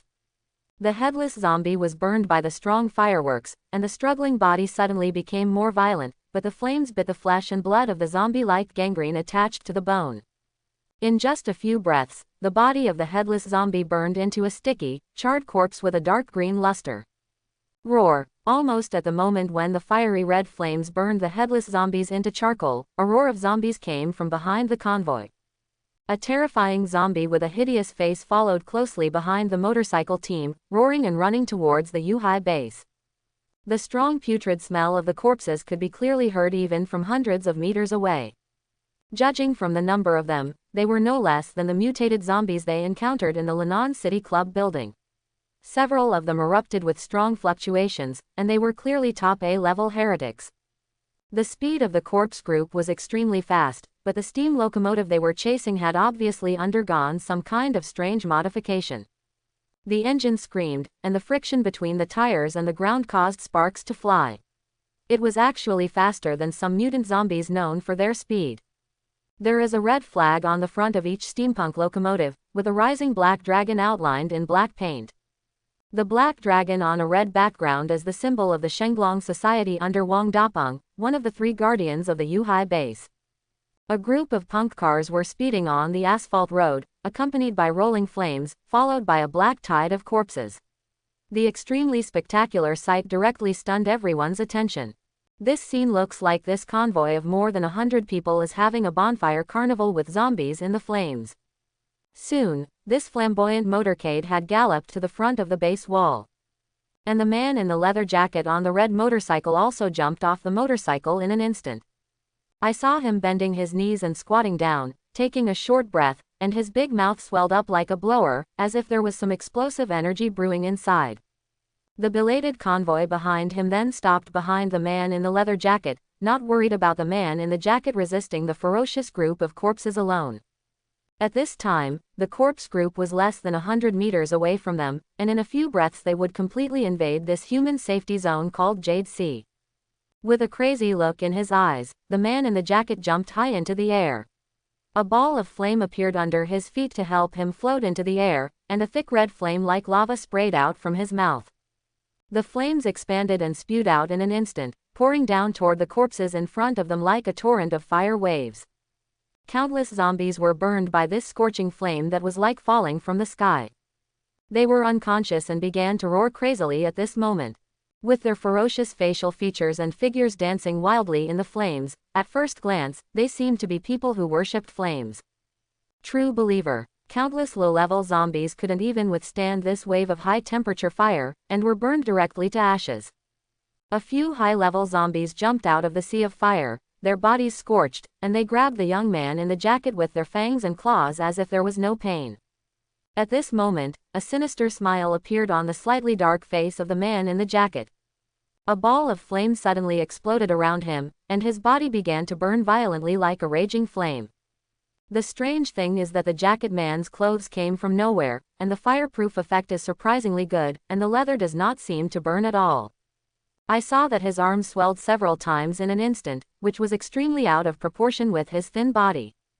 The swollen arms are covered with flowing fiery red ravines, as if there are countless hot magma that are about to explode and are gathering strength. The man in the jacket was surrounded by fireworks, and his arms were suddenly waving like lava. This flash of flames was like a meteorite burning the ground or a volcano erupting. The first few A-level zombies that rushed over were directly smashed by the explosive fist, and even the mutated zombies next to them were burned by the raging flames, and their bodies instantly turned into charcoal. But the punch by the man in the jacket was not over yet. The fierce punch, accompanied by the fierce flames, actually condensed into a ferocious dog-headed figure in the air, and with the force of the Tianhe River, it blasted towards the remaining corpses behind. Dog bite flame breath. A huge fireball, like a nuclear fission, rose directly from the ground. The residual heat of the explosion was so scorching that it was difficult to open one's eyes. When the explosion ended, everyone opened their eyes. What they saw was that the originally flat road was now covered with burning flames. The raging fire was still expanding outwards, with no intention of calming down. And those crazy zombie monsters have been burned into dregs at this moment. Everyone turned their attention to the thin figure of the man in the jacket, but no one dared to underestimate this dark man with an unattractive appearance. Because he is the strategic weapon of the Yuhai base, the fire element superpower known as the Scorching Sun, among the three guardians, and the head of the Shenglong Society, Wang Dapeng. Seeing Wang Dapeng displaying his majestic power, like the god of fire descending to earth, everyone looked at him with admiration. Miu Chu looked at the figure of the man in the jacket, and a red light flashed in the depths of his pupils. Fire power. This Wang Dapeng is clearly an elemental awakener, and his attribute is the fire element that best suits Miu Chu's body, the flame demon. Even the level is the top level of destruction. Miu Chu licked her lips. He had a hunch that Wang Dapeng would be a delicious delicacy. He could feel that the flame demon in his body was also longing for brother. As soon as Wang Hao saw the thin figure of the man in the jacket, he ran to Wang Dapeng like a dog seeing a bone. Wang Dapeng looked at the countless potholes on the road that were burning with flames. The burning residue of the corpses was blown away by the wind and smoke, and the crazy look in his eyes gradually faded away. Boring. Wang Dapeng patted the dust on his jacket, with a look of disdain on his face, and took out a cigarette from his pocket. Wang Hao promptly took out a lighter and lit it for him. Wang Dapeng can naturally click on it by himself with his special ability, but this is related to Wang Hao's attitude. At this moment, there was a burst of violent applause from all around. It turned out that the awakened people who got off the motorcycle and the gangsters around Wang Hao gathered together and applauded Wang Dapeng's powerful methods enthusiastically. While the sparks were flying, Wang Dapeng said to Wang Hao, "How's it going? Did you come across any tricky ideas while I was away?" Wang Hao shuddered, and he instantly remembered the unheard deaths of Jin Shang, Ma Kun and his group. He knew that this matter was closely related to Wei Ling'er and his party, but how could he dare to explain this matter to his elder brother Wang Dapeng? When he stayed at the base, he was just doing lazy things like eating and drinking. If he couldn't even do such a little thing, wouldn't it make people laugh even more if he said it? Wang Hao is a second-generation ancestor who just eats and waits for death, but he also claims to be a second-generation ancestor with brains. Leaving aside the mention of others, Jin Shang was Wang Dapeng's right-hand man, and yet he was sent out to die inexplicably. If Wang Dapeng found out about this, he would definitely be beaten severely, and he might even withdraw the people who stayed with him in the future. Thinking of Wang Dapeng's harsh methods, Wang Hao unconsciously chose to escape. "Of course not, brother, don't worry, what else can go wrong with me in the base?" But in my heart, I was determined to get this place back privately. Wang Dapeng nodded and didn't care much. Basically, his most important elite soldiers were sent to his side, and the ones left on Wang Hao's side were all a group of little gangsters who were not very useful. Wang Dapeng held a cigarette in his mouth and turned around to see Xiao Hanyan and his group standing in front of the base wall. With a smile on his face, Wang Dapeng pushed away his men and walked quickly to Xiao Hanyan, showing his yellowed teeth. "Hey, I didn't expect, Hanyan, that you would be waiting for me here in person this time. How about it? But you have figured out that you want to be my woman." Xiao Hanyan glanced at Wang Dapeng indifferently, and her tone was cold and unquestionable. "Don't get me wrong, the purpose of my coming this time is not for you." Xiao Hanyan, who was wearing a military uniform and a cold expression, walked forward slowly, the white military boots under his feet making a light treading sound on the ground. Xiao Hanyan raised her cold white hand, a dark blue light surged deep in her eyes, and soon a ball of water slowly rose in the palm of her raised hand. A crystal-like blue glow flashed on Xiao Hanyan's fingertips, and the pool of water droplets continued to expand and blend. Immediately, Xiao Hanyan flicked his jade finger, and the water ball that had expanded to the size of a basketball was instantly hit to the burnt area in front. "This is elemental system." Miu Chu narrowed her eyes slightly and looked at the Queen of the Jade Sea seriously. "No, although the method of releasing water flow is somewhat similar to that of the elemental system, the energy sent and received is weak, and the offensive is not strong. It is far from the level of the elemental system that can command and destroy the world. This should be a special mutation system." After thinking for a while, Miu Chu simply analyzed the source of Xiao Hanyan's superpower. "I saw the water ball bombarded and scattered on the ground, and then condensed and rose again after a while. This time, the originally crystal blue water mass turned strangely green, as if it contained some kind of violent toxin that would kill anyone if touched." Miu Chu could see that this ball of water actually contained the zombie virus that remained after the zombies were burned to the ground. And with Xiao Hanyan's pulling, the highly poisonous water ball was quickly compressed into a round drop of water the size of a thumb. The beautiful iceberg queen tapped her jade finger, and a puddle of water mist appeared on the devastated empty road. The seemingly weak water mist extinguished the blazing fire on the asphalt road in an instant, and there seemed to be a burst of moisture in the air. Feeling the moist mist clinging to her body, Chu looked at the iceberg beauty in white military uniform. Just based on Xiao Hanyan's performance, although she controlled the supernatural energy very well, Chu could still feel that she had not broken through to the level of destruction. In other words, Xiao Hanyan still has a destructive trump card. While Chu was still thinking secretly, Xiao Hanyan's palms slowly closed, and the water mist in the air on the ground also dissipated. Holding a thumb-sized green ball in his hand, Xiao Hanyan turned his head, glanced at Wang Dapeng with a chilling gaze, and said in a cold tone, "The remaining viruses after burning will invade the bodies of ordinary survivors in the base, causing widespread plague infection and causing unrest in the base. Unquenched flames will also endanger the safety of the base. Such loud noises will attract the attention of the surrounding corpses. This is not the first time a similar situation has occurred. If you still claim to be a member of Yuhai, you'd better put away your pathetic self-righteousness." After saying that, the famous iceberg queen left only a slender figure for Wang Dapeng and left with Ji Yufeng, Wei Ying and others. There seemed to be a cold aura around Xiao Hanyan that kept strangers away. Even when facing Wang Dapeng, who was the guardian, he did not use any metaphor. There were no strict orders, just the harshest words said in the most ordinary tone. But even these most common and hurtful words did not sound irritating to Wang Dapeng, a powerful awakener. On the contrary, Wang Dapeng grinned, his arrogance unabated on his dark face, and a trace of obsession flashed in his eyes. Yes, it's this indifferent expression that repels people from thousands of miles away. You are really becoming more and more interesting. For Wang Dapeng, conquering Xiao Hanyan like this is the most pleasurable thing. Looking at Xiao Hanyan's leaving back, Wang Dapeng's eyes showed a hint of wild beast-like madness, and he smiled and said, "Xiao Hanyan, you are my woman, you can't run away, no one can take you away." Quote, "Just wait, one day you will crawl at my feet, begging me." I didn't expect that there would be so many unexpected situations in this operation.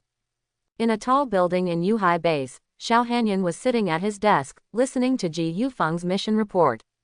Although he successfully destroyed the alien church stronghold in Linan City at a heavy price, what really concerned Xiao Hanyan was the sudden appearance of the mysterious organization behind him. The mysterious Eternal Night Dynasty, the terrifying ghost general, Shira, and the group of black-clad ninjas who silently steal other people's powers, all these phenomena reveal the power of this mysterious organization. Wei Ying, do you know any news about this Eternal Night Dynasty? Xiao Hanyan turned to look at Wei Ying. The guard team led by the latter was in charge of investigation work. Many important information to contact the outside world was transmitted and received through the guard team, and they were the important eyes and ears of Yuhai Base. Wei Ying, who had a resolute face, shook his head. "I have never heard of the name of this organization in other survivor bases. It should be a newly emerged mysterious organization." Xiao Hanyan frowned slightly. Based on the killings committed by the Yongye dynasty since its emergence, she knew that this organization was an enemy rather than a friend to Yuhai, and was probably another evil existence like a heterogeneous cult. Xiao Hanyan asked, "How strong is the masked man who calls himself Shira?" Ji Yufeng pushed the frame gently, and a light curtain flashed across the lens. "I had a brief fight with Shira. He is very strong, but his strength is not inferior to mine." Hearing this answer, Wei Ying, who knew Ji Yufeng's strength in his heart, couldn't help but be moved by it. With a solemn expression, "This is just the tip of the iceberg of this organization. It seems that Yuhai will face another powerful enemy." Xiao Hanyan thought, the relationship between the Yongye dynasty and the heterogeneous religion is still unclear. If we can provoke a dispute between these two organizations, that would be the situation we are most happy to see. At this moment, Xiao Hanyan noticed something was wrong with Ji Yufeng's state, so he asked, "Ji Yufeng, what are you thinking about?" The white god of death, who had been looking out the window, turned his head and expressed his shocking thoughts. "I suspect that there are eyes and ears of the heterogeneous religion in the Yuhai base." What? Just listen to Ji Yufeng slowly analyze. This encirclement and suppression operation is extremely hidden. Even the Shenglong Society knows very little about it, and the temporarily transferred team members do not know the details of the mission. But the heterogeneous cult in Linan City, but he was able to set off many traps in advance to counterattack. Ji Yufeng recalled the zombie monsters all over the building in the entertainment club. That kind of craftsmanship cannot be arranged in a short time. All signs indicate that there is likely to be an informant from the heterogeneous religion among the top brass of the base. Xiao Hanyan looked thoughtful. Do you have any doubts in your mind? Ji Yufeng shook his head. Wei Ying sighed. I didn't expect that the redemption plan is coming, but there are still so many hidden dangers around Yuhai. Ji Yufeng suddenly asked. That Mu Chu was brought back to the base by Wei Linger, right? What, you suspect there is something wrong with him? Xiao Hanyan's impression of Mu Chu was just that he was a gifted elemental awakener. Even though he had great potential for development, his current strength was limited and he could not be of much use for the time being. Wei Ying opened his mouth and explained. Mu Chu is a survivor I found in the ruins of the city when I led my troops to hunt down the Fire Demon Lord. I observed him for a while and found nothing unusual. Wei Ying knew that Mu Chu was brought back to the base by his sister, and later joined Wei Linger's team. Subconsciously, he didn't want Mu Chu to have any problems. He is a twin. Twins with superpowers. Even Xiao Hanyan couldn't sit still now. She also understood what a twin with superpowers meant. Only one truly gifted awakener will appear among hundreds of thousands or even millions of people.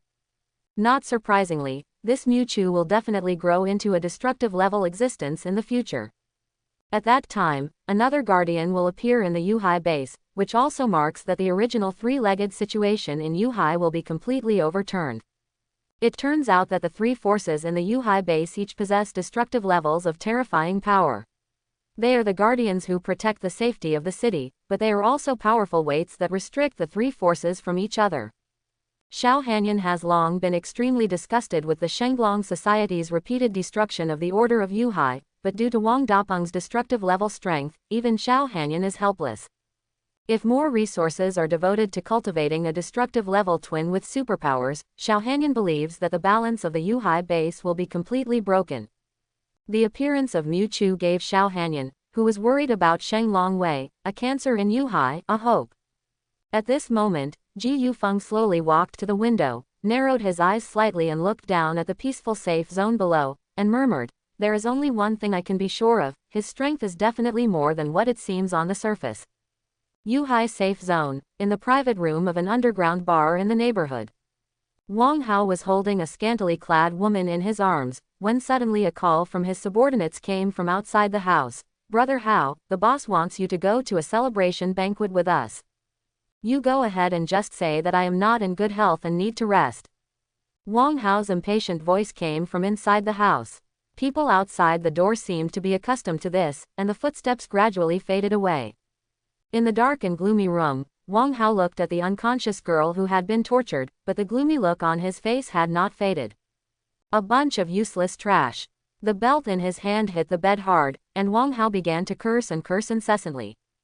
He still hasn't figured out how to explain his subordinate's death to Wang Dapeng. In particular, Jin Xiang was deeply loved by Wang Dapeng. If Wang Dapeng found out that his right-hand man died in such an unexplained way, Wang Hao would be deprived of a good meal. Jia. Just when Wang Hao was angry and hesitant, a hoarse and gloomy voice came from the shadow in the corner. Wang Hao was shocked when he saw a purple-robed hooded figure suddenly appear in the deep corner of the wall. Want revenge? You, who are you? Before Wang Hao could react, the purple-robed man suddenly threw the mutilated figure in his arms to the ground. We can help you. The first ray of sunlight in the morning shines through the large floor-to-ceiling windows, and the soft light blows into the villa on the second floor along with the gentle breeze. The broken hair on Mu Chu's forehead was blown by the breeze, and she slowly opened her eyes. Subconsciously turning her head, Mu Chu felt a wet and sticky feeling on the side of her face. He saw a girl with long pink hair standing close behind Mu Chu. Mu Chu turned her head and put her cheek right next to the girl's red lips. Her delicate face revealed a sleeping look, but she didn't know what she was dreaming about, and a pool of crystal saliva flowed from the corner of her mouth. The rabbit doll that was originally used as a pillow was now squeezed between the two of them. Mu Chu took the doll's place and was hugged tightly by the girl like an octopus. Mu Chu couldn't help but smile bitterly. She raised her hand and moved Chi Chi's fair arm to the side, then stood up and put on her clothes gently. Chu now lives in the two-story villa surrounded by mountains and rivers that Weilinger gave him. Although the house is small, it is well equipped with elegant and unique decoration. In addition to the living room on the first floor, there is a normal dining room, kitchen, study, bar, utility room, etc. The master bedroom and second bedroom on the second floor are even more spacious and comfortable. However, the place where Chu spends most time is the floor-to-ceiling window balcony of the master bedroom on the second floor. From here, you can overlook the entire Yuhai base, which is really refreshing. This is one of the reasons why Chu came to the human base. Compared to the ugly and dirty zombie heretics, humans must enjoy life. If you can choose a more comfortable life, why not? Chu went to the kitchen on the first floor, picked up the kitchen utensils, and the ingredients exchanged yesterday were placed next to the table, and started to make breakfast with ease. Chu didn't know how to cook originally, but the fire demon lord once devoured a weird power called culinary expertise. This ability, which seems useless among awakened ones, can help Chu improve his food. Chu's long-term consumption of unnutritious canned food in Linan City had already made Chu's food tasteless, so she decided to improve the food herself when she came back. The limited ingredients seem to have all kinds of flavors in Chu's hands, and even chefs who have been in the industry for many years will be amazed and ashamed after seeing the smooth operation. After a short while, a unique fragrance that made people's fingers tremble had filled the room. There was a thumping sound of stampeding down the wooden stairs. Chu, who was wearing an apron, turned around and happened to see Luchi, who was wearing a pure white dress and had a delicate face like an angel. At this moment, the girl obviously looked like she had not yet woken up. She was rubbing her sleepy eyes with her delicate bare hands. She was still holding the half-human tall rabbit doll in her arms. She breathed and murmured, "Chu, have you eaten?" Quote, "I woke up just in time. I just finished it." Chu smiled and narrowed her eyes, gently rubbed the girl's pink hair, took off the apron from her waist, and took out the hot food and placed it on the dining table. Breakfast is very simple, a bowl of carefully made fresh noodles with poached eggs, warm bread and milk on the side. But even though it is such a monotonous food, Chu's skillful cooking skills still make it full of fragrance, full of color, flavor and taste. Just smelling it will make you want to eat. Chu almost wiped out the bowl of noodles in 3 strokes. For many ordinary people, it is extremely rare to have such a hot bowl of plain noodles in the apocalypse. Looking to the side, Chu was holding the noodles stiffly with chopsticks, but still didn't take a few bites, and Chu laughed out loud. Chi was not yet proficient in using chopsticks, so Chu grabbed Chi's delicate jade hands and patiently taught her the long-standing Chinese food culture step by step. After breakfast, Chu looked at the pink-haired girl who was satisfied with her meal, narrowed her eyes slightly and smiled. "Okay, it's almost time for us to go to the appointment." Morning life was a unique experience for Chu. It was different from the bloodthirsty killings in the sea of corpses and blood, but it gave Chu a faint feeling of warmth. Although Chu didn't hate this kind of life, it was destined not to be his main theme in the apocalypse. Holding Yuki's smooth and white hand, the two of them walked in the street. The neighborhoods of Yuhai Base are still the same as when Chu first arrived. In this relatively safe central area, both sides of the streets are crowded with dilapidated tents, which are the residences of some human survivors. The population of Yuhai Base reaches tens of thousands, most of whom are human survivors rescued from the ruins of the city. Elites from all walks of life are mixed among them, and those who are helpful in the construction of the base will naturally be well paid, but this is naturally only a very small part of them. Many of the pre-apocalyptic celebrities and elites are now living on the streets, living on relief food. Their only hope is to do some coolie tasks issued by the base in exchange for meager remuneration. A few humans will choose to try their luck in the ruins outside. If they are lucky enough to kill a D-level or even C-level zombie and seize the crystal core, it will be tantamount to making a fortune. But there are too few ordinary people with such courage, and even fewer come back alive after leaving the base. Chu had a handsome face, and she was even more eye-catching when she walked on the road holding a pink-haired girl who looked like she had stepped out of a comic book. She was nothing more than a golden boy. Of course, there are no blind people here who come out to cause trouble. After all, there are very few human beings who can dress so neatly in the apocalypse, even among those powerful awakened ones. In the eyes of people who have experienced the vicissitudes of the apocalypse, Mewtwo and Chi-Chi are obviously noble beings who cannot be provoked. When passing by, these survivors stayed away, not daring to offend these two powerful awakeners. Ignoring the strange looks from the people around her, Mewtwo walked on the street as if taking a walk after dinner. Soon, he arrived at the originally agreed-upon location under a stop sign near the streets of the villas. A petite figure was already standing there. Today, Wei Linger is wearing a loose pink sweatshirt and denim trousers. At first glance, she looks like a fashionable high school girl. How does she look like the captain of the awakening team? Mewtwo, Chi-Mei. Seeing the appearance of Mewtwo and Chi-Chi, Wei Linger waved her hands first and ran over with a happy expression.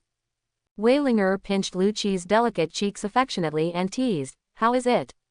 Are you used to living here in Mewtwo? He didn't bully you, right?"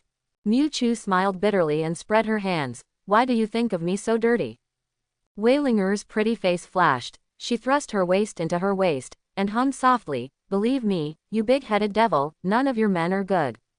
At this moment, a gentle voice came from under the stop sign. "Sorry, I'm late due to some delays." Hearing this gentle and pleasant voice, Mewtwo raised the corners of her mouth and looked at the source of the voice with a smile. Sure enough, a familiar and beautiful figure appeared in front of Mewtwo. "I didn't expect that we would meet again so soon, my Mrs. Lu. Who is this beautiful mature figure standing in front of me if not Lu Qingfei?" Lu Qingfei seemed to be in much better spirits. Her shawl-like hair was tied up into a single ponytail. The black tube-top straps perfectly wrapped the fullness of her chest, and her straight and slender legs were exposed. Wear a thin shirt. Different from her previous mature dress, Lu Qingfei now looks more youthful and beautiful, but her elegant and gentle temperament is still difficult to conceal. Concubine Lu Qing was also surprised when she saw Mewtwo with Wei Linger, and even her expression became a little unnatural. "Linger, why is Mewtwo here?" Concubine Lu Qing was still brooding about Mewtwo's forced kiss at the lakeside. Every time she thought about it, she was ashamed to speak out, which made her subconsciously want to escape. Somehow, she always had a subtle feeling about that matter in her heart, not to mention a lot of disgust. She even dreamed of the soft touch when their lips and teeth met several times. Lu Qingfei came from a medical family and had been conservative since she was a child. When she was with Xu Feng, let alone kissing, they even held hands very rarely. Mewtwo's domineering way of taking away her first kiss not only shocked concubine Lu Qing, but also left a deep mark on her heart. The feeling that she had never experienced before, mixed with some taboo stimulation, made her blush and her heart beat wildly, and her mind had never been so flustered as it was now. So Lu Qingfei chose to escape as expected, but she didn't expect to meet Mewtwo again so soon. "Sister Qingfei." Wei Linger obviously didn't notice anything was wrong with Lu Qingfei, so she stepped forward and hugged Lu Qingfei's arm, and said coquettishly, "What does it matter? I didn't think that Mewtwo hasn't been to the exchange office yet, so I just want to take him to see it this time." Mewtwo also stepped forward at this time, with a smile that looked very strange to concubine Lu Qing. "I didn't expect that we would meet again so soon, Mrs. Lu." When Mewtwo said the word, "Madam," her tone was half a beat slower. The sensitive Lu Qingfei knew that Mewtwo was deliberately teasing her, so she explained with a blushing face. Don't call me madam."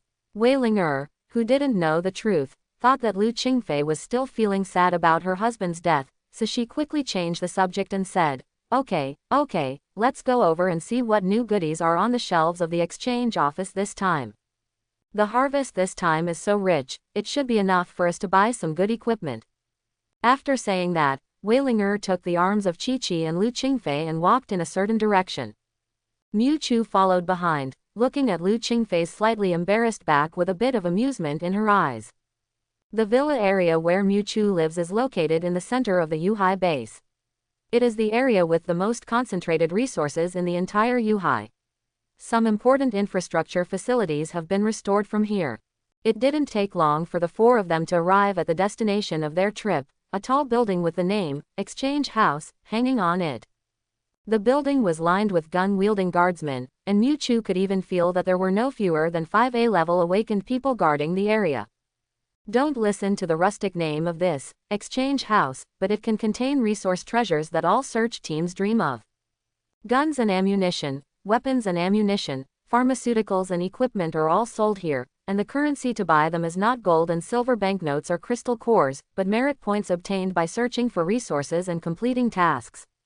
Walking into this building called the Exchange House, what you see is a hall the size of an underground parking lot. Both sides of the hall are hung with arms and weapons that can drive military enthusiasts crazy, while some valuable resource treasures are placed in glass booths and placed in the most conspicuous place in the hall. There are surveillance cameras in all directions. Comprehensive surveillance without blind spots. This exchange house was founded by Zhang Qingwei, one of the 3 parties in the base. He started his business by relying on the Chamber of Commerce before the end of the world. After the end of the world, he used his method of managing the Chamber of Commerce to manage the resources of the base. Weilinger said slowly. Shu explained. These guns and ammunition were all taken out by Sister Hanyan from Yuhai's arsenal. Relatively speaking, they can be exchanged in the exchange office. The price of a rifle is only 10 merit points. As Weilinger narrated, Mewtwo showed no interest in the guns and weapons hanging on the wall, and instead focused on the goods in the booth. The glass booth is made of bulletproof materials, and the goods inside are also all kinds of strange. There are blue and yellow energy crystal cores, weird-looking potions, and even some modern high-tech products similar to drones. Mewtwo stopped next to a booth. He observed that there was a handle-shaped technological equipment inside the booth. If he remembered correctly, this was the powerful laser sword in Ji Yufeng's hand. Its price is also marked below, and it actually has 1,000 merit points. Mewtwo secretly smacked his tongue. If he remembered correctly, an A-grade blue crystal core was only worth 50 merit points. Although this laser sword was powerful, its price alone had already persuaded many awakened ones to retreat. Weilinger noticed Mewtwo's gaze and explained, this laser sword is the result of a transaction between Yuhai base and another high-tech base. But you also saw that the price is too expensive and no one can afford it. So far, only Ji Yufeng has exchanged too. Mewtwo nodded. With Ji Yufeng's swift spatial ability, he could indeed accumulate a lot of merit points. Following Weilinger as they walked in the hall, Mewtwo could feel that countless supernatural fluctuations were monitoring them. It seems that Yuhai base really attaches great importance to the value of this exchange house, and has sent so many strong men to guard it. As the footsteps deepened, Mewtwo suddenly felt shocked. As if he noticed something, he turned his head suddenly and stared at the booth at the deepest part of the hall. There was a needle of fiery red potion placed there, which seemed to contain rich vitality, flickering and beating like dazzling sparks. Mewtwo's pupils shrank, and a thick tremor rose in her heart. He was all too familiar with this kind of energy fluctuation that was so hot that it seemed to burn everything in the world. This familiar energy fluctuation comes from Brogra. Feeling the familiar hot feeling coming from the front, Mewtwo's usually calm and composed expression suddenly changed. He suddenly felt the energy fluctuations of the Balrog in his body from the medicine in the booth. Seeing Mewtwo parked in front of the red glass booth, Weilinger couldn't help but stop. The girl seemed to come here often and knew the equipment in the hall very well. She explained. What's wrong, Mewtwo? Are you interested in this flame demon potion? This is an S-class precious item. S-level. Weilinger shook her finger and said confidently. Yes, just like the level classification of awakened ones, these weapons and props that have been improved to a certain extent also have levels. The potion in front of you is the fire demon potion that Sister Qingfei's teacher developed after extracting the crystal core from his body after the base captured the fire demon lord. I heard that even ordinary people have a chance of gaining fire-related powers after taking this injection. However, I heard that the powers obtained using this method have serious side effects. Weilinger patiently explained, but Mewtwo looked at the red injection in front of her quietly as if she hadn't heard anything. He now finally understood why the Fire Demon Lord, who was also at the top level among the S-class heretics, was hunted down by a guard eagle.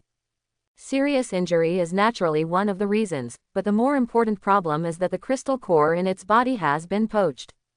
Mewtwo knew that his most original ability came from the superpower called Devour. This kind of strange energy called phagocytosis is invisible and has no quality, but it spreads in every cell of his body. There is no so-called energy crystal nucleus at all. In other words, every part and cell of his body can be regarded as an unfathomable energy crystal nucleus. After the Yuhai base captured the fire demon lord, it was the crystal core that condensed the power of fire in his body that was extracted. But it was also the crystal core with the most energy in him at the time, enough to turn the invisible and quality-less energy into a physical flame crystal core. Miu Chu's eyes narrowed slightly, looking at the potion in front of her that had the same origin as hers, and she didn't know what she was thinking. At this moment, concubine Lu Qing also walked over, looked at Miu Chu, and explained, "The teacher once said that the Fire Lord is the most special S-class existence he has ever seen. Quote, he has never seen a zombie heretic survive after his core was dug out. The crystal core is the core part of the bodies of infected people like zombie heretics, where all the strange energy in the body is gathered." Concubine Lu Qing also had a puzzled look on her face. The crystal core is still stored in the laboratory and is being analyzed and studied by the teacher. However, except for this energy extracting potion, there is still no other progress. Are you interested in this flame demon potion? But your ability is ice of the same element, which may conflict with the effect of the potion. Lu Qingfei looked at Miu Chu. The reason why no one dared to buy this injection of medicine for so long was not only because of its high price, but also because of its uncontrollable side effects and unknown risks. After all, no awakened person dares to use his own life as an experiment.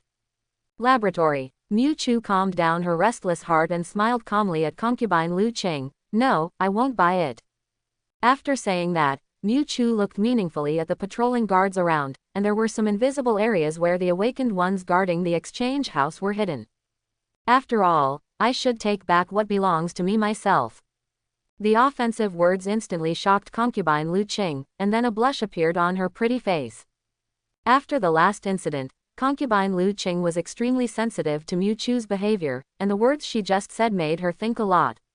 Lu Qingfei's eyes were panicked, and she immediately walked forward with nervous steps and said, "Whatever you want." Miu Chu smiled slightly, not caring much, and finally glanced at the S-class potion in front of her, and could faintly feel the aura of the Balrog in the hot lines on it. Before you take other people's things, you have to think about the consequences. Next, Wei Linger and Lu Qingfei also selected their favorite props and equipment. Wei Linger chose a modified laser gun. She could use this to make up for her shortcomings in long-range capabilities. Lu Qingfei chose a superpower amplifier, which can increase her superpower in a short time to a certain extent by inserting crystal nuclei, which is of great help to her in treating patients. Wei Linger looked at Miu Chu, who was empty-handed, thinking that the latter had just arrived at the base and was reluctant to part with the merit points he had earned so hard. He couldn't help but remind him, "Miu Chu, if you have any favorite items, you can suggest them. I still have some merit points here." Miu Chu shook her head and chuckled. "I came here just to see the reserves in Yuhai base, but I didn't expect there were some things that surprised me." Saying that, Miu Chu habitually rubbed Lu Qi's hair next to her and said with a hint, "But don't worry, I will get it back soon." Seeing what Miu Chu said, Wei Linger naturally had no choice but to give up. In her opinion, Miu Chu wanted to do it out of pride. The four people walked out of the exchange office, surrounded by buildings full of technology. Miu Chu looked at the high-rise building on the other side, and could vaguely see the experimental equipment in the high-rise buildings through the glass. Miu Chu asked, "Is this the laboratory of the base?" Wei Linger nodded. "This area belongs to the important infrastructure of the base, and the headquarters of the medical team are also in the laboratory." Before he finished speaking, there was suddenly a clear sound of stepping on the ground not far away, from far to near. Just by listening to the sound, he knew that there were no less than dozens of people coming. Looking up, I saw a group of guards wearing black uniforms and holding guns in their hands walking quickly towards a few people. The leader was a man in his 30s or 40s, with a square and resolute face, and an eagle-shaped badge on his chest that was very eye-catching. Miu Chu vaguely remembered this man. When Ma Kun framed her in public, it was this man who came forward to take her away on behalf of the law enforcement team. It seemed that his name was Li Amber. Li Amber walked out of the team with a solemn expression, and his target was Miu Chu among the four. Li Anbai first nodded to Wei Ling, then took out a pair of handcuffs from his arms, looked at Mu Chu and said, Mu Chu, you are suspected of murdering the awakened people of the search team in the ruins, which seriously violated the order of the base. Come with us. As soon as Li Anbai finished speaking, everyone present, including Wei Ling and Lu Qingfei, trembled. The search team they were part of was framed by Ma Kun in the ruins of the city, and almost all members were buried in the belly of the zombies. In the end, it was Mu Chu who turned the tide and single-handedly fought many A-level beings, including Jin Shang, to save the search team, and finally wiped out all of Ma Kun's team. Originally, this matter had been deeply buried in the hearts of the team members and they planned to find out about it. Even Lu Qingfei did not mention it to the outside world. They didn't understand how this was leaked. Li, Uncle Li, what are you talking about? Wei Ling looked at Li Anbai with a forced smile on her face. Li Amber is the captain of the guard team and is under the command of her brother Wei Ying, so Li Amber is quite polite to Wei Ling. Li Anbai glanced at Wei Ling and said, after reports, Mu Chu was suspected of killing the awakened people in the base. The evidence is now conclusive. The guards will arrest Mu Chu in accordance with the order of the base. Wei Ling hurriedly waved her hand and explained, Uncle Li, you misunderstood, it's like this.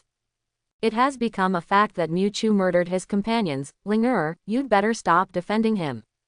At this moment, a sneer came from behind the guard. I saw a slightly stout young man walking slowly from a distance, followed by a group of men dressed as gangsters. This young man with a sharp tone and an arrogant demeanor turned out to be Wang Dapeng's younger brother Wang Hao. Wang Hao glanced at Wei Ling and spoke slowly in the latter's disgusted eyes. My Ma Kun team never came back after going out for search this time. I just learned yesterday that all of their team died in the ruins outside the city. With Wang Hao's high-pitched voice, some passers-by also gathered around, looking at the arriving guards and pointing. The real murderer who caused the death of their team was not the many zombie monsters outside the city, nor the wandering awakened ones, but you, Mu Chu. Wang Hao suddenly pointed to Mu Chu, who was wearing a black trench coat in front of him. Now I apply for the law enforcement team to come forward to punish this human traitor who killed his comrades in the base. Wang Hao was very smart. From the beginning, he positioned Mu Chu as a human traitor who ignored the base's laws and killed the same search team that was out. Murdering other search teams in the ruins of the city is the biggest taboo in Yuhai, because it is related to the safety of the search team when they go out to search. Once this high hat is worn, even if Mu Chu is a rare elemental awakener, he will definitely be punished by the base. At worst, he was expelled from the Jade Sea and wandered in the ruins. At worst, he was killed on the spot by Ji Yufeng, who was enforcing strict orders. Wang Hao admired his own strategy more and more. He used Yuhai's law of order to overwhelm Mu Chu, so that he could kill a potential elemental awakener for his elder brother without losing any blood. How could Wei Ling not see Wang Hao's conspiracy, but Wang Hao's confusion of right and wrong made her face turn red with anger. Wei Ling chopped her feet. You're talking nonsense, it's obviously. Just when Wei Ling was about to tell the truth of the matter, a burst of exclamation suddenly came from the crowd behind Wang Hao. A mutilated figure was supported by Wang Hao's men and walked slowly towards the crowd. Along with this person's actions, rapid breathing sounds were heard from passers-by around him. How could it be him? Wei Ling covered her mouth in horror. She couldn't believe that this person who was supposed to die in the zombie's mouth would actually appear in the Yuhai base. Kongwa, a taboo name in the team, came out of Lu Qingfei's mouth. Her eyes trembled. She also couldn't believe that Song Kongwa would return to the base alive. Even Mu Chu was a little surprised. He also didn't expect that this person could survive. The person who was being supported and walked in front of them was Song Kongwa, who had half of his body cut off by Mu Chu, and who should have been buried in the belly of the corpse in everyone's mind. But at this time, Song Konghua's appearance was extremely miserable. The legs and arms on the right half of his body had long since disappeared. There were dark red blood scabs on the first layer of his body. Even his head had been cut off out of thin air. The remaining eye was filled with resentment and hatred. At this moment, Song Kongwa no longer had the arrogance that he had before.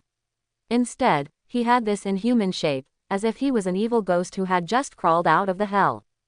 Song Kongwa was being helped up, but Wang Hao looked at Mu Chu and his group, with a scheming smile on his face. Song Konghua, as a member of this team, you should know what happened, right?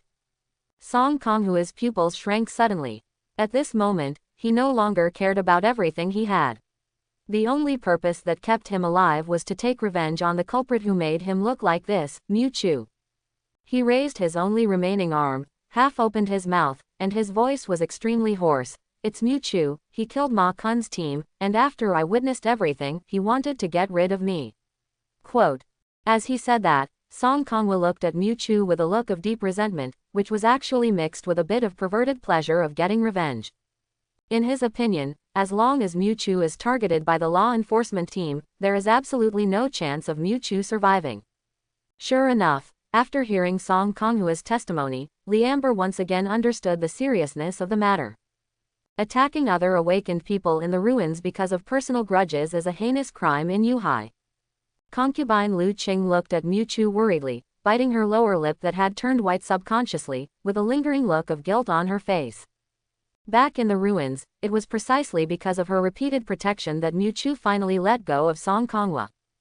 If it weren't for herself, Mu Chu wouldn't be in such a dangerous situation. A moment of goodwill turned out to be such a result. For the first time, Lu Qingfei questioned the beliefs she had implemented for a long time. Mu Chu, do you have anything else to say now? In fact, no matter what Mu Chu said, it would be of no use. Li Anbai had already made up his mind to make Mu Chu submit to the law first, and the rest would naturally be dealt with by Yuhai's iron law. He. Mu Chu, who was the center of attention, suddenly chuckled. The methods of your master and servant are exactly the same. They are all stupid and mindless tricks. The familiar scene reminded Mu Chu of the scene when Ma Kun framed him. Mu Chu glanced at the people in front and asked, do you know what really eliminated Ma Kun and the others? Li Amber frowned and felt bad. He had seen similar scenes before. It's power. One force can break all laws. In the face of absolute power, all conspiracies and tricks will be in vain. Being framed, it doesn't exist, it's just killing. Suddenly, a ball of crystal blue mist appeared in Mu Chu's hand, and two dense rain-like ice shuttles struck Song Konghua and Wang Hao like arrows and lightning. Not good. Li Anbai, who was prepared in his heart, quickly stood sideways in front of Song Kong's incarnation. His big calloused hands instantly turned into eagle claws, trying to block the ice shuttle that was hitting like bullets. There was a whoosh, and blood spattered. Song Konghua's broken body behind him was already covered with blood-colored holes. Even his head had exploded and was no longer alive.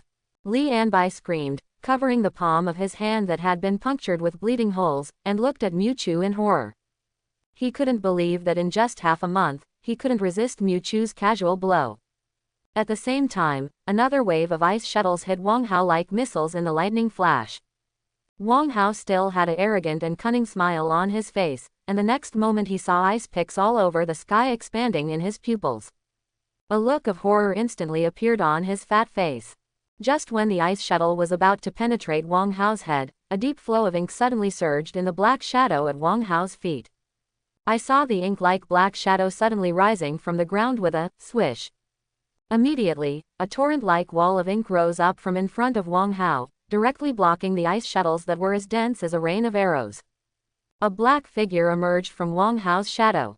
What is surprising is that this man's whole body was as black as ink, and it was not even clear whether he was wearing clothes or not. Even his face seemed to be wearing a black mask, and only his naked eyes and white teeth could vaguely tell that he was human. Wang Hao was sweating on his forehead and his face was dazed. In this moment of life and death, he had not yet realized what happened. He never thought that Mu Chu would be so bold as to kill the awakened people in the base in broad daylight in front of the law enforcement team.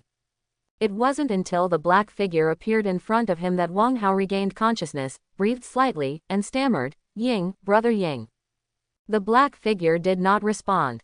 Instead, he looked at Mu Chu with his white teeth cracked. There was a joking smile in Hai Ying's eyes, but his tone of voice was extremely low. "You are not timid, but I hope your strength is as great as your courage."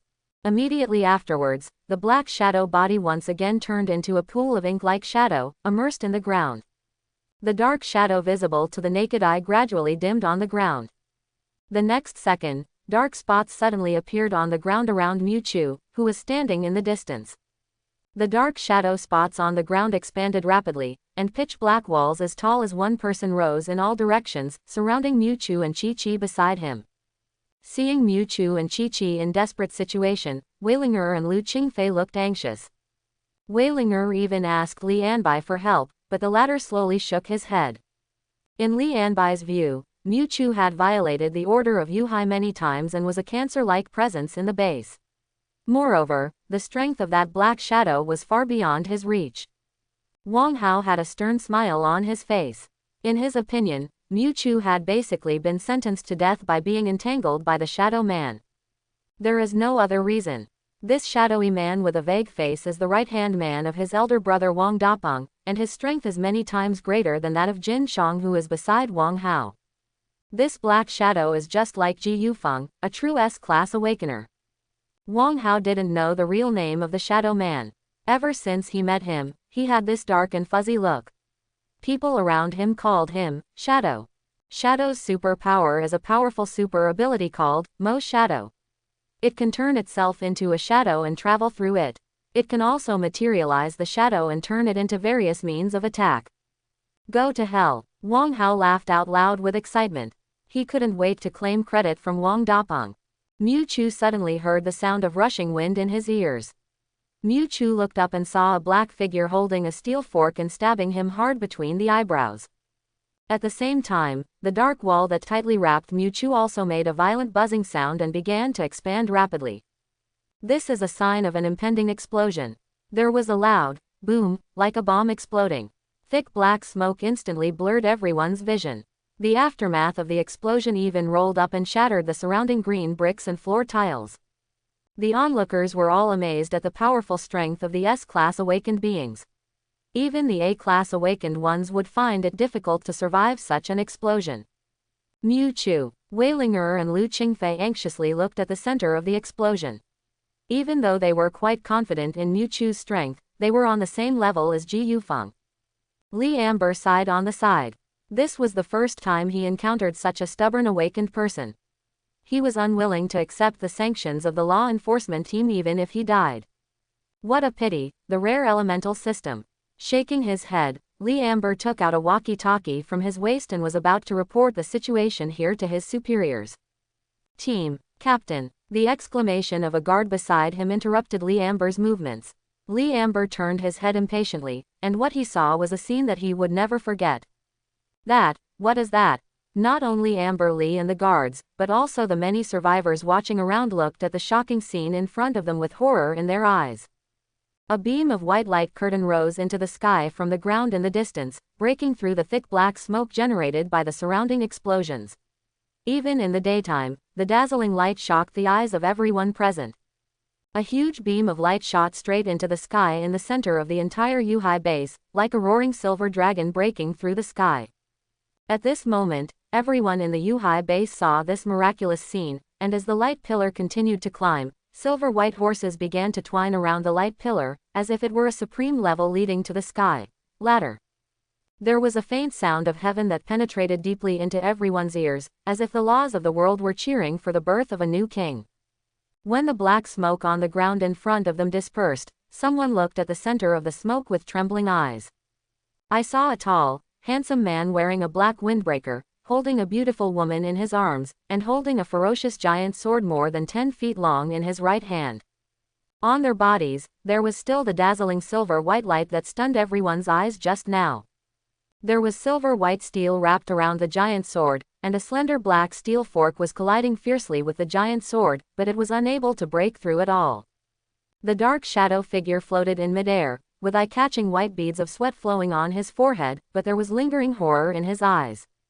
He just saw clearly that the man in front of him actually took out such a ferocious giant sword from the white hole on the woman's chest, and then an astonishing wave of energy immediately attacked the shadow. This energy wave has reached the same S level as him, and the amazing energy emanating from it is actually faintly more powerful than him. Immediately afterwards, he saw the corners of the mouth of the young man in front of him raised slightly.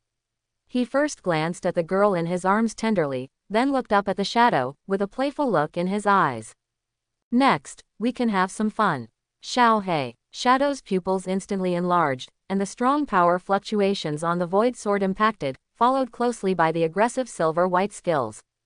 The jet-black steel fork in his hand began to tremble violently, until it was shaking to the point that even he could not control it. The steel fork was instantly covered with white cracks and cracked inch by inch. Shadow looked at the nothingness in his hand in disbelief. He couldn't believe that the black shadow steel fork he had condensed with his superpower could be destroyed so easily. But before he could be shocked, the semi-arc-shaped silver-white horses were already attacking him. The shadow subconsciously raised an ink-colored shadow torrent. With a thought, this shadow stream has been transformed into a solid shadow wall. The silver-white horses that were as fast and dense as a sword struck the shadow wall, but in an instant, the shadow wall that could not be destroyed by a laser sword had collapsed inch by inch. When the shadow saw this, before the shadow wall collapsed, his body flashed into a shadow and huddled on the ground in embarrassment. What's the origin of that kid?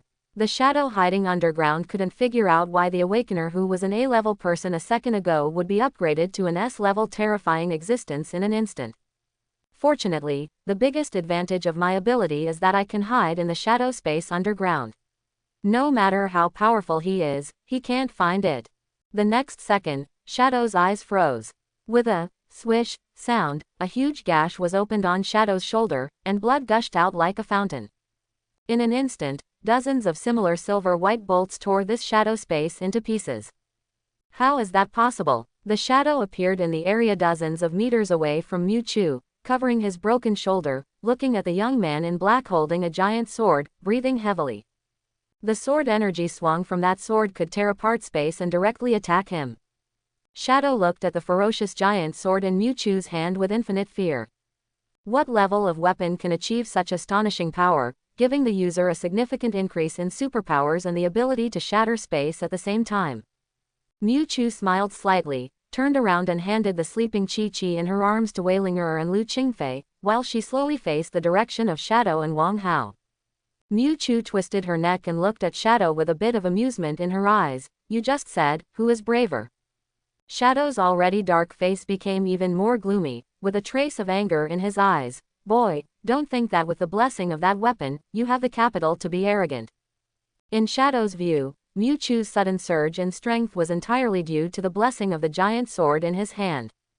Although in a sense this is true. Shadow looked at Mewtwo with murderous intent in his eyes. Today I will let you see what a true S-class awakened person is. The Shadow's figure merged into the shadow of the ground again, and disappeared from everyone's eyes the next moment. If the ground is compared to the ocean, the shadow cast by the shadow is like a ferocious shark swimming in the ocean. The next second, you don't know where or how to reveal its sharp fangs. Suddenly, shadows rolled in front of Mewtwo, and dark spikes as tough as bamboo shoots sprung out from under Mewtwo's feet. Mewtwo's body swayed to avoid the fatal blow, but then a dark figure suddenly appeared in the darkness of the building behind him. Shadow held the dark dagger transformed from his power and stabbed Mewtwo's vital part on the chest. This time, his attack was extremely swift, and with the sharp thorns as cover, he was sure to win. Mewtwo looked at the dagger stabbing her in front of her face. She did not dodge, but stood on the spot and stepped lightly. A dense cloud of icy blue fog and frost enveloped Mewtwo's body. When the light blue halo dissipated, a pair of crystal blue personal armor had wrapped Mewtwo inside. Qian. The dark blade intersected with the icy blue armor, and there was a sound of gold and iron hitting each other, and the sparks caused by the violent friction flew everywhere. Shadow was horrified to find that his always indestructible shadow weapon could not break through this ice armor. Mewtwo swung the sword with her right hand, and several ice crystals shot out from her left hand. Shadow instantly staggered to the left and right, and just escaped the attack of the domineering giant sword. In the next second, his shoulder had been pierced by several ice picks. The shadow rolled to the ground in embarrassment, and its originally dark body was soaked in fiery red blood.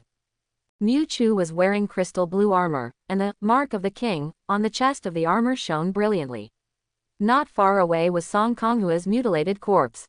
Shadow's body was covered with wounds in a state of embarrassment, and the shocking pool of blood that had not yet dried up on the ground seemed to still declare the brutality of the battle just now. Mewtwo was seen holding a ferocious giant blade that was as tall as a person, looking around, like a mighty king looking down on all directions. Many people who were still in shock had not yet come to their senses. When Mewtwo's gaze swept over them, they all lowered their heads in horror. Even Li Anbai, who had always been upright, did not dare to act rashly after seeing Mewtwo's powerful strength, and looked at each other with his guards.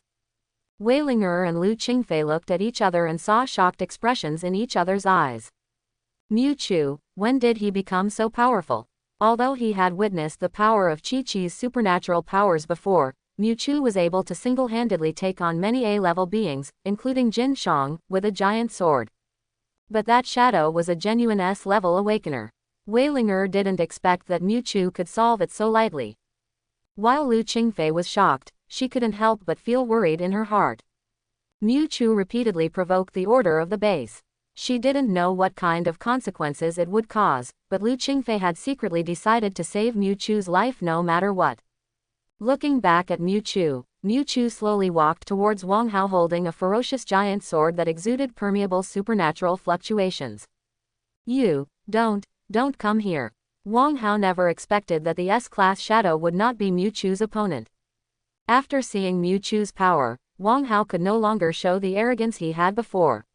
At this moment, his legs began to tremble as he looked at Mewtwo, who was getting closer. After all, Song Konghua's lessons learned from the past are there. This lord really dares to kill people in public. Mewtwo walked into Wang Hao with an indifferent expression, and a strange smile appeared on the corner of her mouth. Do you have anything else to say now? Looking at Mewtwo who was constantly approaching him, Wang Hao said tremblingly, No, that was just a misunderstanding, it was. Before she could finish her words, Mewtwo had already raised the ferocious giant blade in her hand.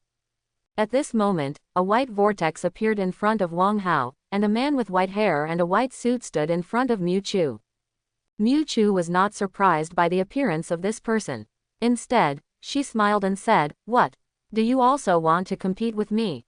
Ji Yufeng. Appearing in front of Mewtwo at this moment, the man in a white suit was none other than the captain of the law enforcement team, the S-class awakener known as the White God of Death Ji Yufeng. Ji Yufeng stepped out of the space, but first glanced around the messy place where blood was splattered. Not far away was the shadow lying on the ground. When Li Anbai saw Ji Yufeng's appearance, he seemed to have seen his backbone, with a look of joy on his face and hurriedly said, Captain. Wang Hao was also overjoyed, with a rare flattering smile on his face.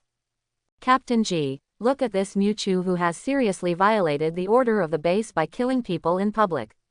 Please kill him as soon as possible. In his opinion, Mewtwo had caused such a big disaster in the base, and even if he had extraordinary combat power, he would not be Ji Yufeng's opponent. But Ji Yufeng's performance disappointed him. Feeling the powerful energy fluctuations coming from Mewtwo in front of him, Ji Yufeng's face was still as calm as before, and he said with a natural expression, I'm not here to fight with you. Someone wants to see you. After seeing Ji Yufeng's performance, Mewtwo already had a guess in her mind. The void sword taller than a person in Mewtwo's hand turned into silvery white beams of light and returned to the chest of the pink-haired girl behind her. Even the crystal blue armor covering her body disappeared into a sheet of ice mist in an instant. The black robe behind her was stirring, and Mewtwo chuckled and said, Oh. Since that gentleman invited me, then I have to see it. Ji Yufeng nodded. He never liked to be sloppy when communicating with others. An invisible ripple shook around him, and the power of space instantly enveloped Mewtwo. Ji Yufeng waved his hand and the white vortex swept across again. In an instant, the two people had disappeared without a trace, leaving only the people standing there staring at each other. Ji Yufeng's power of space is extremely special, and his abilities in time and space are among the top powerful abilities even in the superpower system. Almost in the blink of an eye, Mewtwo appeared in front of the office door of a high-rise building in the center of Yuhai Base. Ji Yufeng stepped forward and knocked gently on the office door, and a cold female voice with a hint of magnetism came from inside, Come in. Ji Yufeng turned around and motioned for Mewtwo to go in alone. Mewtwo showed no restraint as she gently opened the door and walked in. Sitting in the office is a pretty woman wearing a military uniform. Her hair is tied back and she looks capable. Her eyebrows add a dash of heroism to her appearance.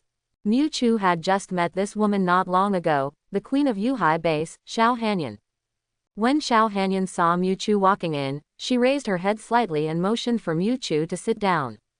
Mu Chu, on the other hand, didn't take any exception and found a comfortable sofa to sit down as if he was familiar with the road. Xiao Hanyan lowered his head and looked at the unknown document in his hand, and said, "I heard that you were discovered in the ruins of the city by people from the Guardian Eagle and the law enforcement team." This iceberg beauty who resounded throughout the Jade Sea suddenly straightened her eyebrows and looked at Mu Chu. Mu Chu looked directly at the iceberg beauty in front of him. He had already guessed what the other party's purpose was and said with a smile, "Yes, I just entered the Yuhai base not long ago." Xiao Hanyan stood in front of the table with his fingers together, and suddenly asked, "According to my observations during this period, your strength is not weak, and you are even an extremely rare twin with superpowers. Your strength and powerful supernatural talents are enough to survive even in the ruins outside. Why did you live in one place for 2 years, and why did you choose to join the Yuhai base?" This seemingly simple conversation was actually no less than a serious interrogation with traps. When Mu Chu first came to the base, he was just a talented elemental awakener. Although he had some potential, he was not worthy of Xiao Hanyan's attention. But now she discovered that Mu Chu was not only super powerful, but also a twin with 2 powers, so she couldn't help but become suspicious. As long as Mu Chu shows any abnormality, even if he is a twin with excellent talents and may even overthrow the Yuhai regime, the Yuhai base will not allow him to stay. Mu Chu answered unexpectedly quickly, with a smile on her face, "It's very simple. I am alone outside and have no one to rely on. Maybe sometime a high-level zombie heretic will appear and kill me. After eating, now that Yuhai is willing to take me in, I am naturally very grateful. Besides, the awakened ones in the base are all talented people, and they speak very nicely." Speaking of this, Mu Chu suddenly touched the back of his head and showed a shy smile, "I love it here so much." Xiao Hanyan frowned. She didn't expect Mu Chu's answer. "Is that your answer?" Mu Chu put away her playful thoughts, looked at Xiao Hanyan meaningfully and said, "It's not what I came here for, it's what I did here, isn't it?" The two looked at each other and saw an unusual look in each other's eyes. The office suddenly fell into silence for a moment. After a while, the door of the office opened, and Mu Chu slowly walked out with a leisurely expression, saying hello to Ji Yufeng before leaving. Ji Yufeng walked into the office and saw Xiao Hanyan in a white military uniform standing in front of the window, looking at the buildings below with a thoughtful expression. "How about it? He is indeed very unusual." Xiao Hanyan gave a relatively conservative evaluation. Ji Yufeng nodded and told Xiao Hanyan what had just happened. After hearing this, Xiao Hanyan looked solemn. "You mean he has already shown S-level strength?" It should be the girl named Chi Chi's superpower, which was added to Mu Chu's body to give her S-level abilities. Xiao Hanyan noticed the key. This girl was also rescued from the ruins. After getting a positive answer, Xiao Hanyan frowned slightly. It is best to include this girl named Chi Chi under observation. It is best to know her origins. What about this Mu Chu? Ji Yufeng knew that Xiao Hanyan had always wanted to train another elemental awakener to replace Wang Dapeng. With the abundant resources of Yuhai base, it is not a problem to cultivate an S-level awakened person in a short time. But what Mu Chu did was indeed a little too arrogant. I don't understand his position yet. I will continue to observe him for a while. As for Wang Dapeng, I will deal with it. Xiao Hanyan's eyes flashed, but he remembered the conversation just now. Xiao Hanyan didn't care much about Mu Chu's violation of the order of the base. Which organizational force does not have its dark side? The Shenglong society under Wang Dapeng also frequently violates base laws, but can they still live a happy and nourishing life under Wang Dapeng's prestige? Even the base's other talker, Zhang Qingwei, the great philanthropist, on the surface, is an old fox who has many unknown and dirty sides in private. Rules are often given to the weak and worthless. As long as Mu Chu can show his value, Xiao Hanyan doesn't mind providing him with some flexibility on this basis. I hope everyone will support it and subscribe more.